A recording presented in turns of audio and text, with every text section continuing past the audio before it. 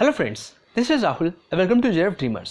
सो friends, आज के इस वीडियो में अगेन हम एक कंप्लीट यूनिट डिस्कस करने वाले हैं, that is unit number 6 business management and human resource management of enthusiast commerce. So friends, अगर इससे प्रीवियस वीडियोस की बात की जाए तो मैं ऑलरेडी आपके साथ 1 to 5 कंप्लीट यूनिट डिस्कस कर चुका हूँ। होप आपने उन वीडियोज़ को भी देख लिया होगा। सो फ्रेंड्स, आपको पता है कि हम यूनिट को स्टार्ट करने से पहले एक बार सिलेबस से गो थ्रू जरूर करते हैं, ताकि हमको पता लग जाए कि कौन कौन से जो टॉपिक्स हैं वो इंपॉर्टेंट है और कौन कौन से लीस्ट इंपॉर्टेंट टॉपिक्स हैं। सो चलिए डिस्कस करते हैं। ओके, सबसे पहले आता है प्रिंसिपल्स ऑफ मैनेजमेंट, जो कि इसमें इंक्लूड नहीं है, वो कट चुका है ऊपर से। तो प्रिंसिपल्स ऑफ मैनेजमेंट, जिसके अंदर साइंटिफिक मैनेजमेंट के प्रिंसिपल्स और हेनरी फ्यूल्स के प्रिंसिपल्स दोनों इंपॉर्टेंट है। क्वेश्चन कई बार हेनरी फ्यूल्स में से आया भी हुआ है। उसके बाद बात करते हैं ऑर्गेनाइजेशन स्ट्रक्चर, जिसके अंदर हम बात करें मैट्रिक्स ऑर्गेनाइजेशन स्ट्रक्चर, काफ़ी इंपॉर्टेंट है, 2 या 3 बार जो है लास्ट 10 ईयर्स में क्वेश्चन आया हुआ है। उसके बाद हम बात करते हैं सेंट्रलाइजेशन और डिसेंट्रलाइजेशन, इतना इंपॉर्टेंट नहीं है बट फिर भी हम इसको डिस्कस करेंगे। उसके बाद हम बात करते हैं मोटिवेशनल और लीडरशिप की थ्योरीज, दोनों की काफ़ी इंपॉर्टेंट थ्योरीज हैं। जनरली मोटिवेशनल में से तो एक क्वेश्चन आएगा ही आएगा और लीडरशिप में से आ भी सकता है और नहीं भी। ओके, उसके बाद बात करते हैं कॉर्पोरेट गवर्नेंस और बिजनेस एथिक्स, दोनों जो है आपस में इंपॉर्टेंट टॉपिक तो हैं। कॉर्पोरेट गवर्नेंस में से या बिजनेस एथिक्स में से एक क्वेश्चन आना जरूरी है, तो इन दोनों में से किसी में से भी क्वेश्चन आ सकता है। उसके बाद सिलेक्शन का प्रोसेस 2 या 3 बार रिपीट हो चुका है क्वेश्चन सिलेक्शन प्रोसेस में से, तो इंपॉर्टेंट टॉपिक है। उसके बाद ट्रेनिंग के method, on the job training end of the job training, इसके मेथड जो है लास्ट प्रीवियस ईयर में भी आ चुके हैं, तो ये भी जो है इंपॉर्टेंट है। ओके, उसके बाद हम बात करते हैं परफॉर्मेंस अप्रेजल मेथड्स। जितनी मोटिवेशनल थ्योरीज इंपॉर्टेंट है, उतना ही हमारे परफॉर्मेंस अप्रेजल के मेथड्स भी इंपॉर्टेंट है। इसमें से भी काफ़ी बार क्वेश्चन आए हुए हैं, तो इसके जो मेथड्स हैं वो काफ़ी इंपॉर्टेंट है। उसके बाद हम बात करते हैं पर्सनैलिटी की थ्योरीज और उसके जो टाइप्स हैं पर्सनैलिटी के, मोस्ट इंपॉर्टेंट इसके टाइप्स हैं, तो वो भी इंपॉर्टेंट है, उसको भी हम डिस्कस करेंगे इस वीडियो के अंदर। एंड उसके बाद हम बात करें ऑर्गेनाइजेशन कल्चर, इतना इंपॉर्टेंट नहीं है बट फिर भी पढ़ना तो पड़ेगा, ये भी कहीं ना कहीं क्वेश्चन आ सकता है इसमें से भी। ओके, तो ये कुछ इंपॉर्टेंट टॉपिक्स थे जिस पे हमें काफ़ी फोकस करना है, और बाकी टॉपिक्स भी इंपॉर्टेंट है ही है। पढ़ना तो आपको सब कुछ है, क्योंकि हमें जेआरएफ लेना है, नेट नहीं, सिर्फ नेट से काम नहीं चलेगा, सिर्फ हमें जेआरएफ लेके ही रहना है। ओके, सो अगर अभी तक आपने चैनल को सब्सक्राइब नहीं किया तो कर लीजिएगा इसी तरह की वीडियोज़ पाने के लिए। ओके, सो वीडियो अच्छी लगे तो लाइक भी जरूर करना। स्टार्ट करते हैं। ओके, सबसे पहले बात करते हैं principles of management. So principles of scientific management, सबसे पहला प्रिंसिपल आता है science not rule of thumb. अब ये प्रिंसिपल क्या कहता है? इस प्रिंसिपल के अकॉर्डिंग हमें ओल्ड टेक्निक्स के साथ स्टक नहीं रहना चाहिए, हमें क्या है नई नई टेक्निक्स को अडॉप्ट करते रहना चाहिए। ठीक है, ओल्ड टेक्निक मतलब आज से 10 साल पहले मेरी ऑर्गेनाइजेशन में जो मैं टेक्निक्स का यूज़ कर रहा था, जो सी टेक्नोलॉजी का यूज़ कर रहा था, तो 10 साल बाद भी क्या मैं उसी टेक्नोलॉजी को यूज़ कर रहा हूँ? नहीं, ऐसा नहीं होना चाहिए। मेरे को नई टेक्निक्स के साथ अपडेट कर लेना चाहिए। क्यों? ताकि मेरा जो वर्क है वो सिंपल हो जाए, ईजियर हो जाए और क्विकर हो जाए, ताकि मैं जल्दी जल्दी काम करूँ, जल्दी जल्दी मेरी कैपेसिटी, जो प्रोडक्शन कैपेसिटी है वो मेरी ऑर्गेनाइजेशन की बढ़ती रहे। इसलिए मेरे को अपनी टेक्निक्स के साथ क्या करता रहना चाहिए? अपडेट करते रहना चाहिए। ये कहता है science not rule of thumb. उसके बाद है हार्मोनी नॉट डिस्कॉर्ड। अब ये प्रिंसिपल क्या कहता है? इस प्रिंसिपल के अकॉर्डिंग जो है हमको अपने ऑर्गेनाइजेशन का एटमॉस्फेयर इस तरह क्रिएट करना है कि जो मैनेजर्स हैं और जो एम्प्लॉइज हैं एक दूसरे को इंडिस्पेंसिबल समझे, मतलब कि एक दूसरे के ऊपर डिपेंडेंट समझे। मतलब मैनेजर को लगे कि उसका एम्प्लॉइज के बिना गुजारा नहीं होगा और एम्प्लॉइज को लगे कि उसका मैनेजर के बिना गुजारा नहीं होगा। अगर दोनों एक दूसरे को ऐसे सोचेंगे तो ऑर्गेनाइजेशन के अंदर जो है कहीं ना कहीं कोऑपरेशन बनेगा, म्यूचुअल अंडरस्टैंडिंग बनेगी। इस टेक्निक को टाइलर ने कहा है मेंटल रेवोल्यूशन। ठीक है, आपको अपनी मेंटलिटी को चेंज करना पड़ेगा एक दूसरे के प्रति। ठीक है, यह है हार्मोनी नॉट डिस्कॉर्ड। उसके बाद है कोऑपरेशन नॉट इंडिविजुअलिज्म। आपको पता है कि जितनी यूनिटी ग्रुप में मिलती है, अगर एक ग्रुप कोई चीज़ की डिमांड कर रहा है और एक इंडिविजुअल डिमांड कर रहा है तो ग्रुप की सुनी जाएगी, ना कि इंडिविजुअल की। तो इसी चीज़ पर फोकस किया गया है कि आप कोऑपरेशन के साथ वर्क करो, आप ग्रुप में वर्क करो रेदर देन इंडिविजुअल। आप ऑर्गेनाइजेशन के ऑब्जेक्टिव पर फोकस करो, इंडिविजुअल ऑब्जेक्टिव पर नहीं। अगर आप ऑर्गेनाइजेशन के ऑब्जेक्टिव पर फोकस करोगे तो इंडिविजुअल ऑब्जेक्टिव अपने आप अचीव हो जाएगा।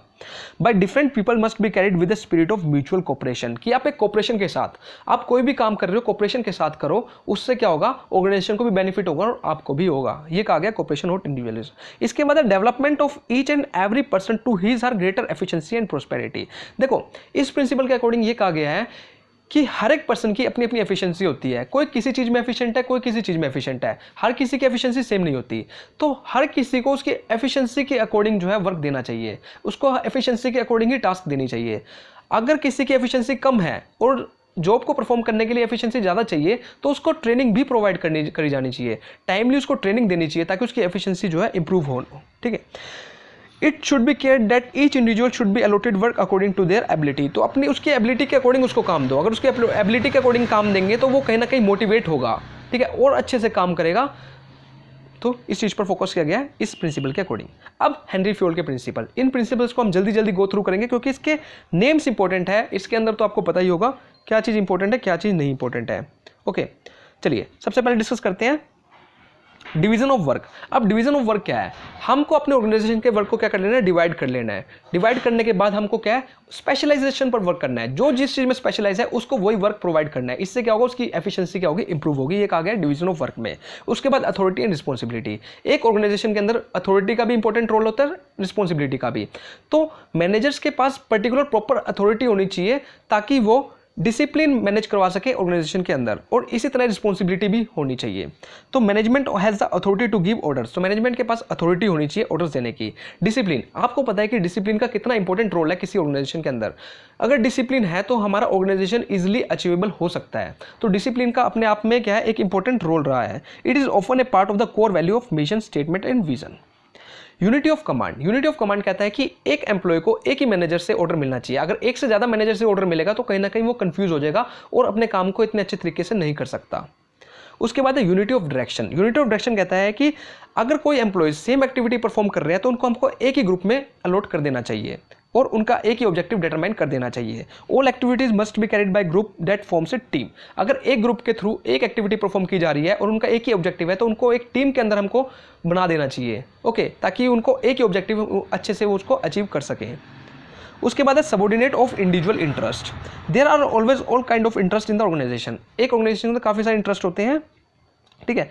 एक पर्सनल, हर एक सबऑर्डिनेट का, एक एम्प्लॉय का पर्सनल इंटरेस्ट भी होता है और एक ऑर्गेनाइजेशन का अपना खुद का इंटरेस्ट भी होता है। तो हर एक एम्प्लॉय को ऑर्गेनाइजेशन इंटरेस्ट को प्रायोरिटी देना चाहिए ओवर इंडिविजुअल इंटरेस्ट। मतलब कि पर्सनल इंटरेस्ट से पहले हमें ऑर्गेनाइजेशन के बारे में सोचना है, ठीक है। अपने बारे से पहले हमें देश के, कहते हैं ना कि अपने खुद से पहले अपने देश के बारे में सोचो, इसी तरह कहते हैं कि अपने इंटरेस्ट से पहले ऑर्गेनाइजेशन के इंटरेस्ट के बारे में सोचो। ये कहा गया हेनरी फ्यूल के 6th प्रिंसिपल के अंदर।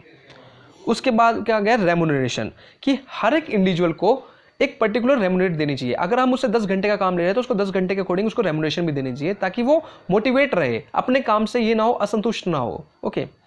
उसके बाद है degree of centralisation. Degree of centralisation determine करता है कि आप कितनी अथॉरिटी आप नीचे डेलीगेट कर रहे हो, नीचे सबऑर्डिनेट्स को और मिडिल लेवल मैनेजमेंट को, ठीक है। ट्रेडिशनल लेवल की अगर हम बात करें, ट्रेडिशनल टाइम की बात की जाए तो डिग्री ऑफ सेंट्रलाइजेशन बहुत ज़्यादा कम होता था, मतलब बहुत ज़्यादा कम जो अथॉरिटी है वो डेलीगेट की जाती थी। बट अब जो है centralisation of decision making authority at the top level management. जो ट्रेडिशनल टाइम में क्या है, ज़्यादा सारी जो अथॉरिटी थी वो टॉप लेवल मैनेजमेंट के हाथ में ही होती थी। बट अब जो है ये कंसेप्ट चेंज हो रहा है। अब जो है काफ़ी सारी अथॉरिटी को डेलीगेट किया जाता है, जो ज़्यादा इंपॉर्टेंट नहीं है वो मिडिल लेवल मैनेजमेंट को दे दी जाती है। इसको कहते हैं डिसेंट्रलाइजेशन। उसके बाद है स्केलर चेन। स्केलर चेन ये कहता है कि किस तरह जो है ऑर्गेनाइजेशन में मैसेज जो है पास कम्युनिकेट किया जाएगा, मैसेज को कम्युनिकेट किया जाएगा। तो एक हायरार्की फॉलो की जानी चाहिए, identify itself in an given organisation, ताकि डिसिप्लिन बना रहे, ठीक है। एक पर्टिकुलर हायरार्की फॉलो की जानी चाहिए। This hierarchy from the senior management to the lower level management. तो हायरार्की किस तरह की, मान लो टॉप लेवल मैनेजमेंट को कोई मैसेज कम्युनिकेट करना है नीचे लोअर लेवल मैनेजमेंट को, तो जरूरी है कि उसको पहले मिडिल लेवल मैनेजमेंट को कम्युनिकेट करना पड़ेगा, उसके बाद ही वो मैसेज जो है लोअर लेवल मैनेजमेंट तक जाएगा। तो एक हायरार्की को फॉलो करना जरूरी है। But in case of emergency, अगर किसी एम्प्लॉय को दूसरे एम्प्लॉय से कम्युनिकेट करना भी पड़ जाए तो उसको गैंग प्लैंक का यूज करना पड़ता है, जो कि इसकी एक एक्सेप्शन है। उसके बाद है ऑर्डर प्रिंसिपल। ऑर्डर प्रिंसिपल क्या कहता है, Fayol defines the order principle as a systematically order and proper arrangement of people, places and things. Fayol ये कहते हैं कि एक ऑर्गेनाइजेशन के अंदर हर एक चीज़ का एक पर्टिकुलर ऑर्डर होना चाहिए, मतलब कि राइट पीपल को राइट जॉब पर हमको फिक्स करना है, राइट एसेट्स का राइट जगह पर होना चाहिए, राइट थिंग्स जो है राइट प्लेस पर होनी चाहिए, हर एक चीज़ जो है राइट जगह पर होनी चाहिए, जिससे जो है हमारी एफिशिएंसी जो ऑर्गेनाइजेशन की वो क्या है इंप्रूव हो जाएगी और जो ऑब्जेक्टिव है वो इजीली अचीवेबल हो जाएगा। उसके बाद equity, there must be an equality among the employees के बीच में इक्वलिटीज होनी चाहिए। मतलब कि अगर एक लेवल के एम्प्लॉयज़ एक ही एक्टिविटी को परफॉर्म कर रहे हैं तो जरूरी है कि उनको इक्वली रेम्यूनरेशन हमको प्रोवाइड करनी चाहिए, सबके साथ इक्वली ट्रीट करना चाहिए, ताकि कोई भी एम्प्लॉय जो अपने आप को डिससेटिस्फाई, किसी भी एम्प्लॉय को डिससेटिस्फाई ना समझे अपने आप को, ओके। उसके बाद है stability of tenure of employees.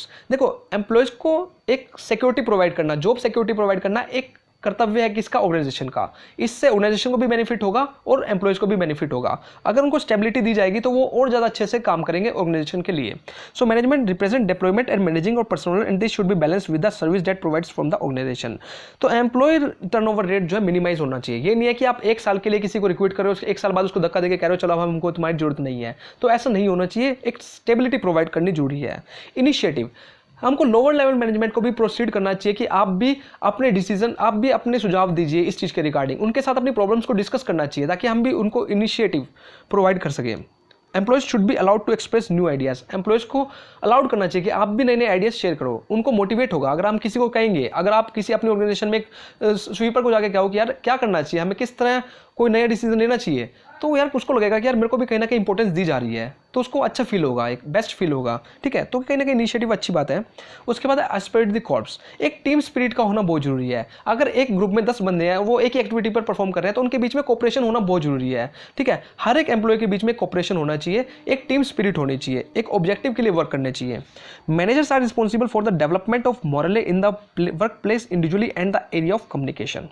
उनके बीच में म्यूचुअल ट्रस्ट होना चाहिए और अंडरस्टैंडिंग भी होनी चाहिए। ओके, चलिए अब डिस्कस करते हैं ऑर्गेनाइजेशन स्ट्रक्चर, कि एक ऑर्गेनाइजेशन का स्ट्रक्चर किस तरह का होना चाहिए। काफ़ी इंपॉर्टेंट टॉपिक है ऑर्गेनाइजेशन स्ट्रक्चर। चलिए अब ऑर्गेनाइजेशन स्ट्रक्चर है क्या। देखो, एक ऑर्गेनाइजेशन स्ट्रक्चर क्या, एक सिस्टम है that outlines how certain activities are be directed in order to achieve the goal of an organization। कि किस तरह जो हमारी ऑर्गेनाइजेशन की एक्टिविटीज़ को परफॉर्म किया जाएगा। कि हम मान लो एक ऑर्गेनाइजेशन में काफ़ी सारी एक्टिविटीज़ परफॉर्म की जाती है, हम उनको डिवाइड कर रहे हैं फंक्शंस के बेस पे, रीजन के बेस पे, जोग्राफिकल एरिया के बेस पे, किस तरह हम ऑर्गेनाइजेशन की एक्टिविटीज़ को डिवाइड कर रहे हैं। Okay, the organisation structure also determines how information flows between various levels, कि किस तरह इन्फॉर्मेशन का फ्लो करना है। ठीक है, अगर मान लो कि एक ऑर्गेनाइजेशन को मैं फंक्शंस के बेस पर डिवाइड कर रहा हूं, तो उसमें काफ़ी सारे फंक्शंस हो जाएंगे। क्या एक फंक्शन का जो डिपार्टमेंट है वो दूसरे फंक्शन को किस तरह कम्युनिकेट करेगा, हॉरिजॉन्टल लेवल पे कम्युनिकेट करेगा, लोअर लेवल पे कम्युनिकेट करेगा, कैसे करेगा, तो ये भी किसके अंदर डिटरमाइन किया जाता है, ऑर्गेनाइजेशन स्ट्रक्चर के अंदर ही इसको डिटरमाइन किया जाता है। Okay friends, decentralised organisation structure. अब सेंट्रलाइज्ड और डिसेंट्रलाइज्ड ऑर्गेनाइजेशन स्ट्रक्चर के बीच का जो डिफरेंस है वो इंपॉर्टेंट है, एक बार पढ़ लेते हैं। ट्रेडिशनली क्या था, organisation have been structured with centralised leadership and a defined change of command. मैंने आपको पहले बताया था कि जो ट्रेडिशनल टाइम में क्या था कि जो ऑर्गेनाइजेशन है वो जनरली सेंट्रलाइज्ड ऑर्गेनाइजेशन स्ट्रक्चर को फॉलो करती थी, जिसमें क्या था, एक डेफिनेट चेन ऑफ कमांड होता था। और जो ऑर्गेनाइजेशन होती थी वो क्या था, जो डिसीजन मेकिंग पावर थी सिर्फ वो टॉप लेवल मैनेजमेंट के पास ही होती थी। जो मेनली डिसीजन लिए जाते थे वो टॉप लेवल मैनेजमेंट के थ्रू लिए जाते थे। बट अब डिसेंट्रलाइजेशन आ गया, जैसे जैसे मॉडर्न टाइम होता जा रहा है, डिसेंट्रलाइजेशन जो है आ गया है। इसमें क्या है, जो मेन डिसीजन है, जो मेजर डिसीजन है वो टॉप लेवल मैनेजमेंट लेती है, लेकिन जो अदर डिसीजन है जो कि ज़्यादा मेन नहीं है, ज़्यादा इंपॉर्टेंट नहीं है, उनको जो है डेलीगेट कर दिया जाता है टुवर्ड्स द मिडिल लेवल और the lower level management. Okay, this allows company to remain fast and adaptable with almost every employee receiving a high level of personal agency. तो इससे क्या है, अगर डिसेंट्रलाइजेशन के थ्रू क्या है, इससे जो डिसीजन मेकिंग पावर कैपेसिटी जो है वो बढ़ गई है। ठीक है, जो काम है वो फास्टली होने लगे हैं। ओके, चलिए अब टाइप्स ऑफ ऑर्गेनाइजेशन स्ट्रक्चर। अब ऑर्गेनाइजेशन स्ट्रक्चर कितने तरह के होते हैं, डिफरेंट टाइप्स के हैं, डिस्कस करते हैं। सबसे पहला है फंक्शनल स्ट्रक्चर। अब हम फंक्शंस के बेस पे ऑर्गेनाइजेशन की एक्टिविटीज को हम क्या कर देंगे, डिवाइड कर देंगे। इसको हम कहेंगे functional structure. The first and the foremost common is a functional structure. This is also refers to as bureaucratic organisation structure. तो इसको क्या है, ब्यूरोक्रेटिक ऑर्गेनाइजेशन स्ट्रक्चर भी कहते हैं। इंपॉर्टेंट पॉइंट है, नोट डाउन कर लीजिएगा। And breaks up the company based on the specialisation of the workforce. तो हम स्पेशलाइजेशन की वर्कफोर्स किस, जो हम मेरे एम्प्लॉयज हैं उनकी क्या क्या स्पेशलाइजेशन है, उसके बेस पे मैं अपने ऑर्गेनाइजेशन की एक्टिविटीज को क्या कर दूंगा, डिस्ट्रीब्यूट कर दूंगा, डिवाइड कर दूंगा। Okay, most small medium sized implement a functional structure dividing the firm into department consisting of marketing, sales and operations. तो जनरली ऑर्गेनाइजेशन लेवल पे अगर बात की जाए तो मेनली जो है हम अपने जो एक्टिविटीज है ऑर्गेनाइजेशन की उसको डिवाइड कर देते हैं किस बेस पे, मार्केटिंग के बेस पे, सेल्स के बेस पे और अदर ऑपरेशन के बेस पे हम डिवाइड कर देते हैं under the functional organisation structure. उसके बाद हम बात करते हैं hierarchical organisation structure. In an hierarchical organisation structure employees are grouped with every employee having one clear supervisor. The grouping is done based on a few factors, hence many models derived from this below: functions, geography and product। अब hierarchical organization structure के अंदर क्या है कि हम हर एक employ को दूसरे एम्प्लॉय के साथ क्या कर देते हैं, मर्ज कर देते हैं। किसके बेस पे, या तो फंक्शंस के बेस पे या फिर ज्योग्राफी। रीजन वाइज हम कह सकते हैं कि जो हरियाणा के जो पीपल्स हैं वो इसको हम एक डिपार्टमेंट में शिफ्ट कर देते हैं, जो दिल्ली के हैं वो एक डिपार्टमेंट में कर देते हैं। ये जनरली तब होता है जब हमारी ऑर्गेनाइजेशन ग्लोबल लेवल की होती है। Global level in the sense हम कह सकते हैं कि एक ग्लोबल कंपनी है जिसके अंदर जो एम्प्लॉयज़ हैं वो इंडिया के भी हैं, यूएसए के भी हैं, कनाडा के भी हैं, तो उनको उनके रीजन के अकॉर्डिंग हम क्या कर देते हैं, मर्ज कर देते हैं, ताकि जो है कल्चरल डिफरेंशिएशन जो उसके ऑर्गेनाइजेशन के अंदर ना आए। ओके, प्रोडक्ट के बेसिस पे हम कह सकते हैं कि एक कंपनी काफ़ी सारे प्रोडक्ट मैन्युफैक्चर करती है, तो एक ए प्रोडक्ट के अंदर इतने एम्प्लॉयज आएंगे, बी प्रोडक्ट के अंदर इतने एम्प्लॉयज वर्क करेंगे जो उसको मैन्युफैक्चर कर रहे हैं। ओके, सी प्रोडक्ट के अंदर इतने एम्प्लॉयज वर्क करेंगे। तो हम प्रोडक्ट वाइज भी क्या कर सकते हैं, एक्टिविटीज़ को डिवाइड कर सकते हैं। ओके, हॉरिजॉन्टल और फ्लैट स्ट्रक्चर, इसमें क्या है, this is an organisation chart type mostly adopted by the small companies and startup in their early stage. तो ये जो स्ट्रक्चर है, फ्लैट स्ट्रक्चर जो है, ये जनरली स्टार्टिंग स्टेज में ही अडॉप्ट किया जाता है, जब ऑर्गेनाइजेशन नई नई इस्टेब्लिश होती है या फिर नया नया स्टार्टअप कोई इस्टेब्लिश होता है। ठीक है, इसमें क्या है, काफ़ी सारे लेवल जो मैनेजमेंट के होते हैं वो नहीं होते, जनरली 1 या 2 लेवल मैनेजमेंट ही इसमें देखने को मिलता है। Many levels of middle management are eliminated, thus a well trained workforce can be productive by direct getting involved in the decision making process। तो इसमें क्या है, जो वेल ट्रेंड वर्कफोर्स जो होती है इसके अंदर इन्वॉल्व होती है, उसी की सारी रिस्पॉन्सिबिलिटी होती है, डिसीजन मेकिंग पावर जो है उसी को लेना पड़ता है, सारे डिसीजन जो ऑर्गेनाइजेशन के उसी मैनेजमेंट को लेने पड़ते हैं इसके अंदर। ओके, उसके बाद बात करते हैं हम डिविजनल स्ट्रक्चर। तो डिविजनल स्ट्रक्चर क्या है, within a divisional structure each organization function has its own division with corresponding to either product or geographies। तो डिविजनल स्ट्रक्चर के अंदर क्या है, हम एक्टिविटीज को या तो हम क्या करते हैं, प्रोडक्ट के बेसिस पे डिवाइड कर देते हैं या ज्योग्राफी के बेसिस पे, रीजन वाइज डिवाइड कर देते हैं। और अगर हम दोनों के बेस पे कर लेते हैं, ज्योग्राफी वाइज भी और प्रोडक्ट वाइज भी, तो उसको हम कहते हैं multi divisional structure. It is also known as M form. तो इसको हम एमफॉर्म भी कहते हैं, multi divisional structure. The main advantage of divisional structure is the independent operation flow that failure of one company doesn't threaten the existence of other. तो divisional structure की mainly advantage यही होती है कि अगर मान लो मैंने एक ऑर्गेनाइजेशन की एक्टिविटीज को प्रोडक्ट के बेसिस पे भी और ज्योग्राफिकल वाइज बेसिस पे भी डिवाइड कर दिया, तो इसका एडवांटेज ये होगा कि अगर मान लो एक डिपार्टमेंट मेरा फेल हो जाता है तो उसका इफेक्ट दूसरे डिपार्टमेंट में देखने को नहीं मिलेगा। ओके, चलिए अब हम बात करते हैं लाइन ऑर्गेनाइजेशन स्ट्रक्चर। सबसे सिंपल जो ऑर्गेनाइजेशन स्ट्रक्चर है वो है हमारा line. So simplest type of organisation structure है। इसमें क्या है, जो अथॉरिटी जो है वो टॉप टू बॉटम फॉलो करती है। ठीक है, ऊपर से लेकर नीचे तक अथॉरिटी, जो ट्रेडिशनल टाइम का ही वो बात है कि सबसे सिंपल है, अथॉरिटी जो है, जो ऊपर ने डिसीजन ले लिया, बोर्ड ऑफ डायरेक्टर्स ने डिसीजन ले लिया, वो नीचे क्या होगा, फॉलो किया जाएगा उसको। This chain of command and each department has control over there department. जो उनके हेड होते हैं डिपार्टमेंट के, उन्हीं का जनरली कंट्रोल रहता है अपने डिपार्टमेंट्स पर। ओके, मैट्रिक्स ऑर्गेनाइजेशन स्ट्रक्चर, तो ये क्या है, कॉम्बिनेशन है किसका, प्रोजेक्ट ऑर्गेनाइजेशन स्ट्रक्चर का और किसका, फंक्शनल लाइंस का। तो हम फंक्शंस का और प्रोजेक्ट बेस पे ऑर्गेनाइजेशन को क्या कर रहे हैं, डिवाइड कर रहे हैं। It is a dual or multiple managerial accountability and responsibility. However the term matrix means quite different things to different people and in different industries. तो जनरली मैट्रिक्स का मतलब क्या है कि डिफरेंट थिंग्स करी जा रही है किसके थ्रू, डिफरेंट पीपल्स के through in different industry, different industries में। ओके, तो मैट्रिक्स के अंदर 2 चेन ऑफ कमांड फॉलो की जाती है, one along with functional lines and the other along with project. तो ये कॉम्बिनेशन कह सकते हैं इसको हम, प्रोजेक्ट का और किसका, फंक्शंस का। ओके, चलिए, तो एक प्रीवियस ईयर क्वेश्चन है, इसका आंसर आपको देना है नीचे कमेंट बॉक्स में। Another name of matrix organisation is, तो मैट्रिक्स ऑर्गेनाइजेशन का अनदर नेम क्या होगा, 2013 में आज किया गया, flexible organisation structure, geographical organisation structure, project organisation structure and none of the above.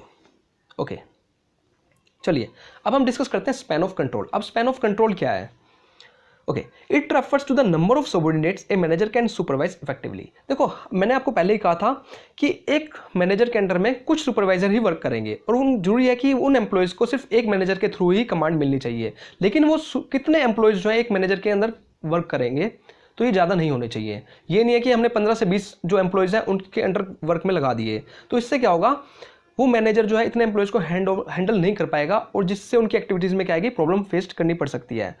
तो it is also known as span of management, span of supervision और स्पैन ऑफ अथॉरिटी। तो स्पैन ऑफ कंट्रोल को span of management भी कहा जाता है, span of supervision भी कहा जाता है और स्पैन ऑफ अथॉरिटी भी कहा जाता है। ये भी इंपॉर्टेंट पॉइंट है, आपको नोट डाउन कर लेना चाहिए। The bigger the number of subordinate a manager control the broader is the span of control. तो जितने ज़्यादा उसके अंडर एम्प्लॉयज़ होंगे मैनेजर के अंडर में, उतना ही हमारा जो है लार्ज होगा span of control. A span of 3 to 8 subordinate for manager is at higher level as was considered adequate। तो जनरली कहा जाता है कि कितने एम्प्लॉयज़ होने चाहिए। अगर हम हायर लेवल की बात करें तो 3 से लेके 8 तक के जो एम्प्लॉयज़ हैं वो सफिशिएंट है किसी एक मैनेजर के अंडर।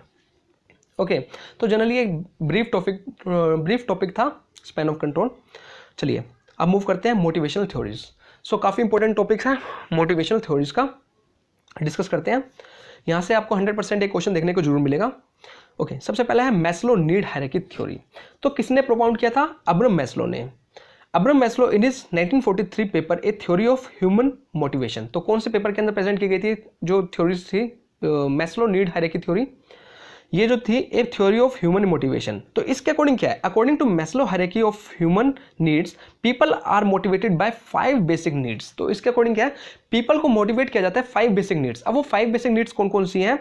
ये एक पर्टिकुलर ऑर्डर में फॉलो की जाती हैं। देखो, सबसे पहले बेसिक नीड क्या है हमारी? रोटी, कपड़ा, मकान। ठीक है, जीने के लिए हमें क्या चाहिए? हमें रोटी खाना चाहिए, ठीक है, कपड़ा चाहिए पहनने के लिए, मकान चाहिए रहने के लिए। ठीक है, तो सही इसको नीड्स को कहते हैं हम साइकोलॉजिकल नीड। सबसे पहले हमारी साइकोलॉजिकल नीड फुलफिल होंगी, उसके बाद हम किस चीज़ के बारे में बात करेंगे? सेफ्टी नीड्स के बारे में, अपनी सिक्योरिटी के बारे में, हेल्थ इंश्योरेंस करवाएंगे हम अपना। ठीक है, अपनी सेफ्टी के ऊपर ध्यान रखेंगे। ये सेकंड लेवल की हमारी नीड है। उसके बाद है लव एंड बिलोंगिंगनेस। जब हमारी सेकंड लेवल की सेफ्टी लेवल की नीड जब फुलफिल हो जाती है, उसके बाद हम आते हैं किस चीज़ के ऊपर? लव एंड बिलोंगिंगनेस के ऊपर। हम अपने रिलेशन मेंटेन करते हैं, सोसाइटी के साथ अपने रिलेशन मेंटेन करते हैं, वो आता है लव एंड बिलोंगिंगनेस के ऊपर। जब ये नीड भी हमारी सेटिस्फाई हो जाती है, उसके बाद हम आते हैं एस्टीम, अपने ईगो को सेटिस्फाई करते हैं। ठीक है, अपने ईगो को सेटिस्फाई करने के लिए हमारी जो है 4th लेवल की नीड है। इसके अंदर हम रिस्पेक्ट देखते हैं, स्टेटस देखते हैं अपना। ठीक है, उसके बाद सेल्फ एक्चुअलाइजेशन नीड। सबसे टॉप लेवल की जो नीड है वो हमारी self actualisation need. Desire to become the most that can be. तो सबसे हाई लेवल जो हम अचीव करना चाहते हैं, एक स्टेटस, एक रेपुटेशन जो है हाई लेवल की, उसको अचीव करना चाहते हैं इसके अंदर, इस नीड के अंदर। ओके, तो ये हमारी एक हायरार्की फॉलो करते हैं। ऐसा नहीं है कि हम पहले सेफ्टी नीड को फुलफिल कर ले उसके बाद हम साइकोलॉजिकल नीड को, नहीं, पहले साइकोलॉजिकल फिर सेफ्टी, फिर हम लव एंड बिलोंगिंगनेस नीड को फुलफिल करेंगे। ओके, तो ये एक हायरार्की थी। इसके बाद आता है Alderfer's ERG theory, propounded by Clayton Alderfer's. तो किसके थ्रू इसको प्रोपाउंड किया गया था? Clayton Alderfer. He recognise Maslow need hierarchy into 3 levels. इसने क्या किया? मैस्लो की नीड को ही डिफाइन किया, लेकिन उसको 3 लेवल्स में डिफाइन किया। वो कौन कौन से थे? Existence need, relatedness needs and growth needs. अब एग्जिस्टेंस नीड्स कौन सी होती है? देखो, इसके पूछ सकते हैं कि एग्जिस्टेंस नीड्स में कौन कौन सी नीड्स इंक्लूड होती हैं अब्राहम मैस्लो की। इसके अंदर इंक्लूड होती है साइकोलॉजिकल और safety needs. It correspondents to the lower order needs of Maslow needs. तो लोअर जो नीड्स होती हैं, जो भी हमारी साइकोलॉजिकल और सेफ्टी, उसको इंक्लूड कर दिया गया किस चीज़ के अंदर? एग्जिस्टेंस के अंदर। उसके बाद आती है रिलेटेडनेस के अंदर। रिलेटेडनेस नीड्स के अंदर कौन सी आएंगी? लव एंड बिलोंगिंगनेस की। एंड ग्रोथ नीड्स के अंदर क्या है? एस्टीम और सेल्फ एक्चुअलाइजेशन। ठीक है, इसने कुछ नहीं करा। जो क्लाइटन अल्टफेयर्स थे, इन्होंने क्या किया? इन्होंने क्या किया? मैस्लोस की जो नीड थी उसको डिफाइन कर दिया 3 पार्ट्स में। ठीक है, लेकिन अब आप कहोगे कि इसमें डिफरेंशिएट क्या रहा? उसने भी उसी की नीड्स को डिफाइन कर दिया। देखो, इसका एक इंपॉर्टेंट पॉइंट ये है कि मैस्लो ने कहा था कि एक पर्टिकुलर हायरार्की फॉलो की जाएगी। मतलब पहले आप साइकोलॉजिकल नीड्स को सेटिस्फाई करोगे, तभी आप जो है कौन सी नीड पर आ सकते हो? सेफ्टी नीड पर आ सकते हो। बट इन रियलिटी क्या ऐसा है? आजकल हम देखते हैं कि एक के पास खाने के लिए पैसे नहीं है, लेकिन वो जो है अपने स्टेटस मेंटेन करने में लगा हुआ है। चाहे उसने कर्जा ले लेके काम कर रखा हो, लेकिन उसको अपना स्टेटस मेंटेन करना है। तो कहीं ना कहीं ये हायरार्की फॉलो नहीं की जाती। ठीक है, इसी पॉइंट को क्रिटिसाइज किया है किसके थ्रू? ईआरजी थ्योरी के अंदर। ओके, तो Maslow need satisfied that lower needs leads to the desire for satisfaction of higher order needs, but Alderfer stated that multiple needs can be operated as motivators at the same times. तो Alderfer's कहते हैं कि multiple जो needs हैं वो एक time पे operate कर सकते हैं। मतलब कि हमारी साइकोलॉजिकल नीड भी एक टाइम पे ऑपरेट हो रही है और सेफ्टी नीड भी एक टाइम पे ही ऑपरेट हो रही है। तो ये पॉइंट दिया था किसने? ईआरजी थ्योरी के अंदर। उसके बाद आता है हर्ट्जबर्ग्स 2 फैक्टर थ्योरी। काफ़ी इंपॉर्टेंट थ्योरी है हर्ट्जबर्ग की। Propounded by Friedrich Herzberg and his associates, he developed a 2-factor model of motivation. It is also called as Herzberg dual factor theory. तो Herzberg, अगर आपसे dual factor theory के बारे में बात की जाए तो वो 2 factors theory ही है। अब 2 फैक्टर्स कौन कौन से हैं? एक है हाइजीन फैक्टर, एक है मोटिवेटर्स। अब हाइजीन फैक्टर्स कौन से होते हैं? देखो, ये वो फैक्टर्स होते हैं जिनके होने से कोई एम्प्लॉय मोटिवेट नहीं होता। याद रखना, जिनके होने से एम्प्लॉय मोटिवेट नहीं होता, लेकिन जिनके ना होने से एम्प्लॉय डीमोटिवेट जरूर हो जाता है, वो होते हैं हाइजीन फैक्टर्स। और मोटिवेटर्स वो होते हैं जिनके होने से एम्प्लॉय मोटिवेट होता ही होता है। ओके, अब आपको एक चीज़ याद रखनी है कि हाइजीन फैक्टर्स में कौन कौन से फैक्टर्स इंक्लूड होते हैं। इसमें कंपनी की पॉलिसीज आ गया, एडमिनिस्ट्रेशन आ गया, सुपरविजन आ गया, ओके, वर्किंग कंडीशन आ गया, सिक्योरिटी स्टेटस आ गया, सैलरी, इंटरपर्सनल रिलेशनशिप आ गया। ये सारे जो फैक्टर्स हैं किसके हैं? हाइजीन फैक्टर के। Maintaining A hygiene work environment will not improve motivation.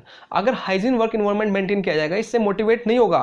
अगर मैं एक अच्छी वर्किंग कंडीशन प्रोवाइड कर रहा हूं तो इससे एम्प्लॉय मोटिवेट नहीं होगा। अगर एक अच्छी ऑर्गेनाइजेशन है तो इसकी ड्यूटी बनती है कि उसको एक अच्छा वर्किंग इन्वायरमेंट प्रोवाइड करना चाहिए, जबकि अगर ऐसा नहीं होगा तो वो कहीं ना कहीं डीमोटिवेट हो जाएगा। Hence these factor are also called dissatisfiers and maintenance factor. तो इसको क्या कहा जाता है? डिससैटिस्फायर्स भी कहा जाता है और मेंटेनेंस फैक्टर भी कहा जाता है।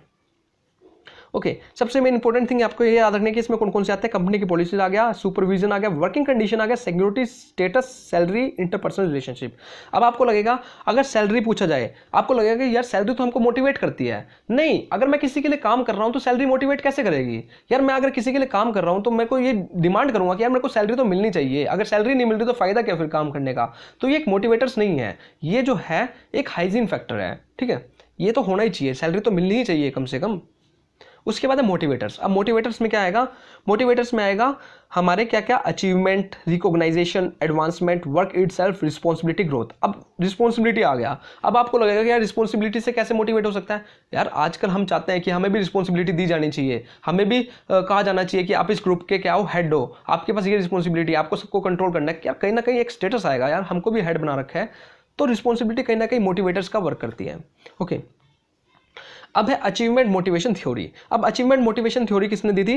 David McClelland and his associates. This theory is considered with how individual needs and environmental factors combine to form this human motives. Okay, अब अचीवमेंट मोटिवेशन थ्योरी में हमारी तीन जो है मेनली जो है तीन नीड्स इंक्लूड होती हैं। सबसे पहले है नीड फॉर अचीवमेंट, फिर है नीड फॉर पावर, फिर है नीड फॉर अफिलिएशन। अब एक मान लो अचीवमेंट, अब एक एम्प्लॉय है जिसको अच्छा लगता है कि अगर उसको चैलेंजिंग टास्क दी जाए, और अगर उसको टास्क दी जाएंगी तो कहीं ना कहीं वो क्या होगा? मोटिवेट होगा। सेम दूसरी तरह का एम्प्लॉय है, वो चाहता है कि उसको क्या करना चाहिए? कंट्रोल प्रोवाइड करना चाहिए, उसको हेड बना देना चाहिए, उसके नीचे कुछ एम्प्लॉयज वर्क करने चाहिए। अगर उसको ऐसा दे दिया जाएगा तो कहीं ना कहीं वो क्या होगा? मोटिवेट होगा। एक है फ्रेंडली रिलेशनशिप, वो चाहता है कि यार वो रिलेशन बना के रखे एक ऑर्गेनाइजेशन के अंदर दूसरे एम्प्लॉयज के साथ। अगर उसको ऐसा करने दिया जाएगा तो कहीं ना कहीं वो क्या होगा? मोटिवेट होगा। तो ये तीन नीड्स हैं जो कि मोटिवेट करती है किसी एक एम्प्लॉयज को। ठीक है, अब इसका एक चार्ट है जिसमें हमने जो अभी तक थ्योरी डिस्कस करी है उनकी नीड्स को डिफाइन कर रखा है। तो फर्स्ट 5 नीड्स जो मैस्लो की थी, उसके बाद हमने 3 नीड्स में डिफाइन कर दिया अल्टवेयर्स के अंदर। फिर हमने क्या है 3 नीड्स के अंदर डिफाइन कर दिया मैक्लेलैंड के अंदर। मैक्लेलैंड के अंदर हमने बेसिक नीड को डिफाइन नहीं किया, अपर लेवल की नीड्स को डिफाइन कर रखा है। उसके बाद हर्ट्जबर्ग के अंदर हमने मोटिवेटर्स को और मोटिवेटर्स को और हाइजीन फैक्टर्स को क्या करा है? डिफाइन करा है। ठीक है, जिसके अंदर अगर सेल्फ एक्चुअलाइजेशन और एस्टीम जो नीड्स आती हैं वो हमें मोटिवेट करती है, जबकि जो साइकोलॉजिकल हो गया और सेफ्टी नीड हो गया और बिलोंगिंगनेस हो गया वो किसका पार्ट है? हाइजीन फैक्टर्स का।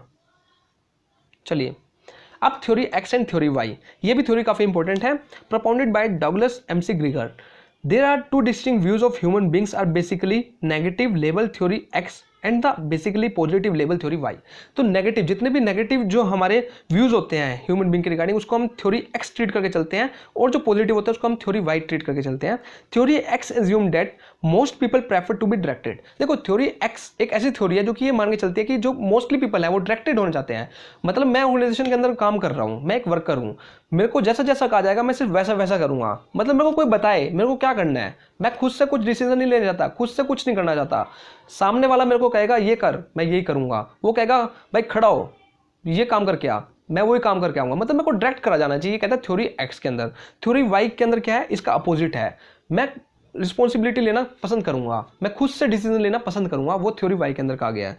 अब अजम्पशन क्या है थ्योरी एक्स के अंदर? Employees inheritedly dislike work. Employees जो है निठल्ले होते हैं, कहीं ना कहीं काम करने का पसंद नहीं करते वो। ठीक है, employees are not ambitious and they avoid responsibility. Employees किसी भी तरह की रिस्पॉन्सिबिलिटी नहीं लेना चाहते। भाई जितना काम मेरे को कह दिया मैं वही कर दूंगा, that's enough. Employees must be controlled and directed and threatened with punishment. यहाँ पे एम्प्लॉयज को डराया जाता है, भाई काम करो, अगर काम नहीं करोगे सैलरी कट जाएगी तुम्हारी। Employees lack creativity ability. Employee के अंदर कोई भी क्रिएटिविटी एबिलिटी है ही नहीं। ठीक है, उनको बस एक ये पता है कि ये काम रोज आना है, यही काम करना है और चले जाना है घर अपने। Employees seek security. एम्प्लॉयज सिर्फ सिक्योरिटी चाहते हैं कि भाई मेरे को हटाइए मत, ठीक है, मेरा रोजगार यही ठीक है, मेरे को बस लगाए रखो, जितना आप काम करोगे मैं वही कर दूंगा, जैसे जैसे आप कहोगे मैं वैसे ही कर दूंगा। उसके बाद है थ्योरी वाई। थ्योरी वाई क्या है? एक positive participating and democratic theory है।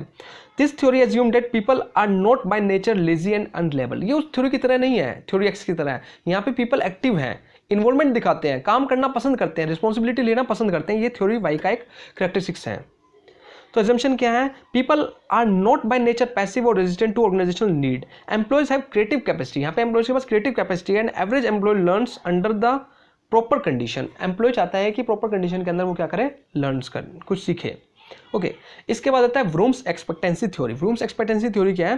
Propounded by Victor's Vroom. ये किसने दी थी? विक्टर्स व्रूम्स ने दी थी। Vroom's explains that motivation is a product of 3 factors. अब व्रूम्स कहते हैं कि जो मोटिवेशन है ना वो 3 फैक्टर्स का प्रोडक्ट है। कौन कौन से 3 factors? Valence, expectancy and instrumentality. इन 3 फैक्टर्स का प्रोडक्ट है। वैलियंस क्या होता है? How much one wants a reward. कोई एक पर्टिकुलर एम्प्लॉय चाहता है कि उसको रिवॉर्ड मिले। अगर वो ऐसा चाहता है और उसको रिवॉर्ड मिलेगा तो कहीं ना कहीं वो क्या होगा? मोटिवेट होगा। एक्सपेक्टेंसी के अंदर कि क्या एक्सपेक्टेशन लगा के चल रहा है, उसकी एक्सपेक्टेशंस क्या है?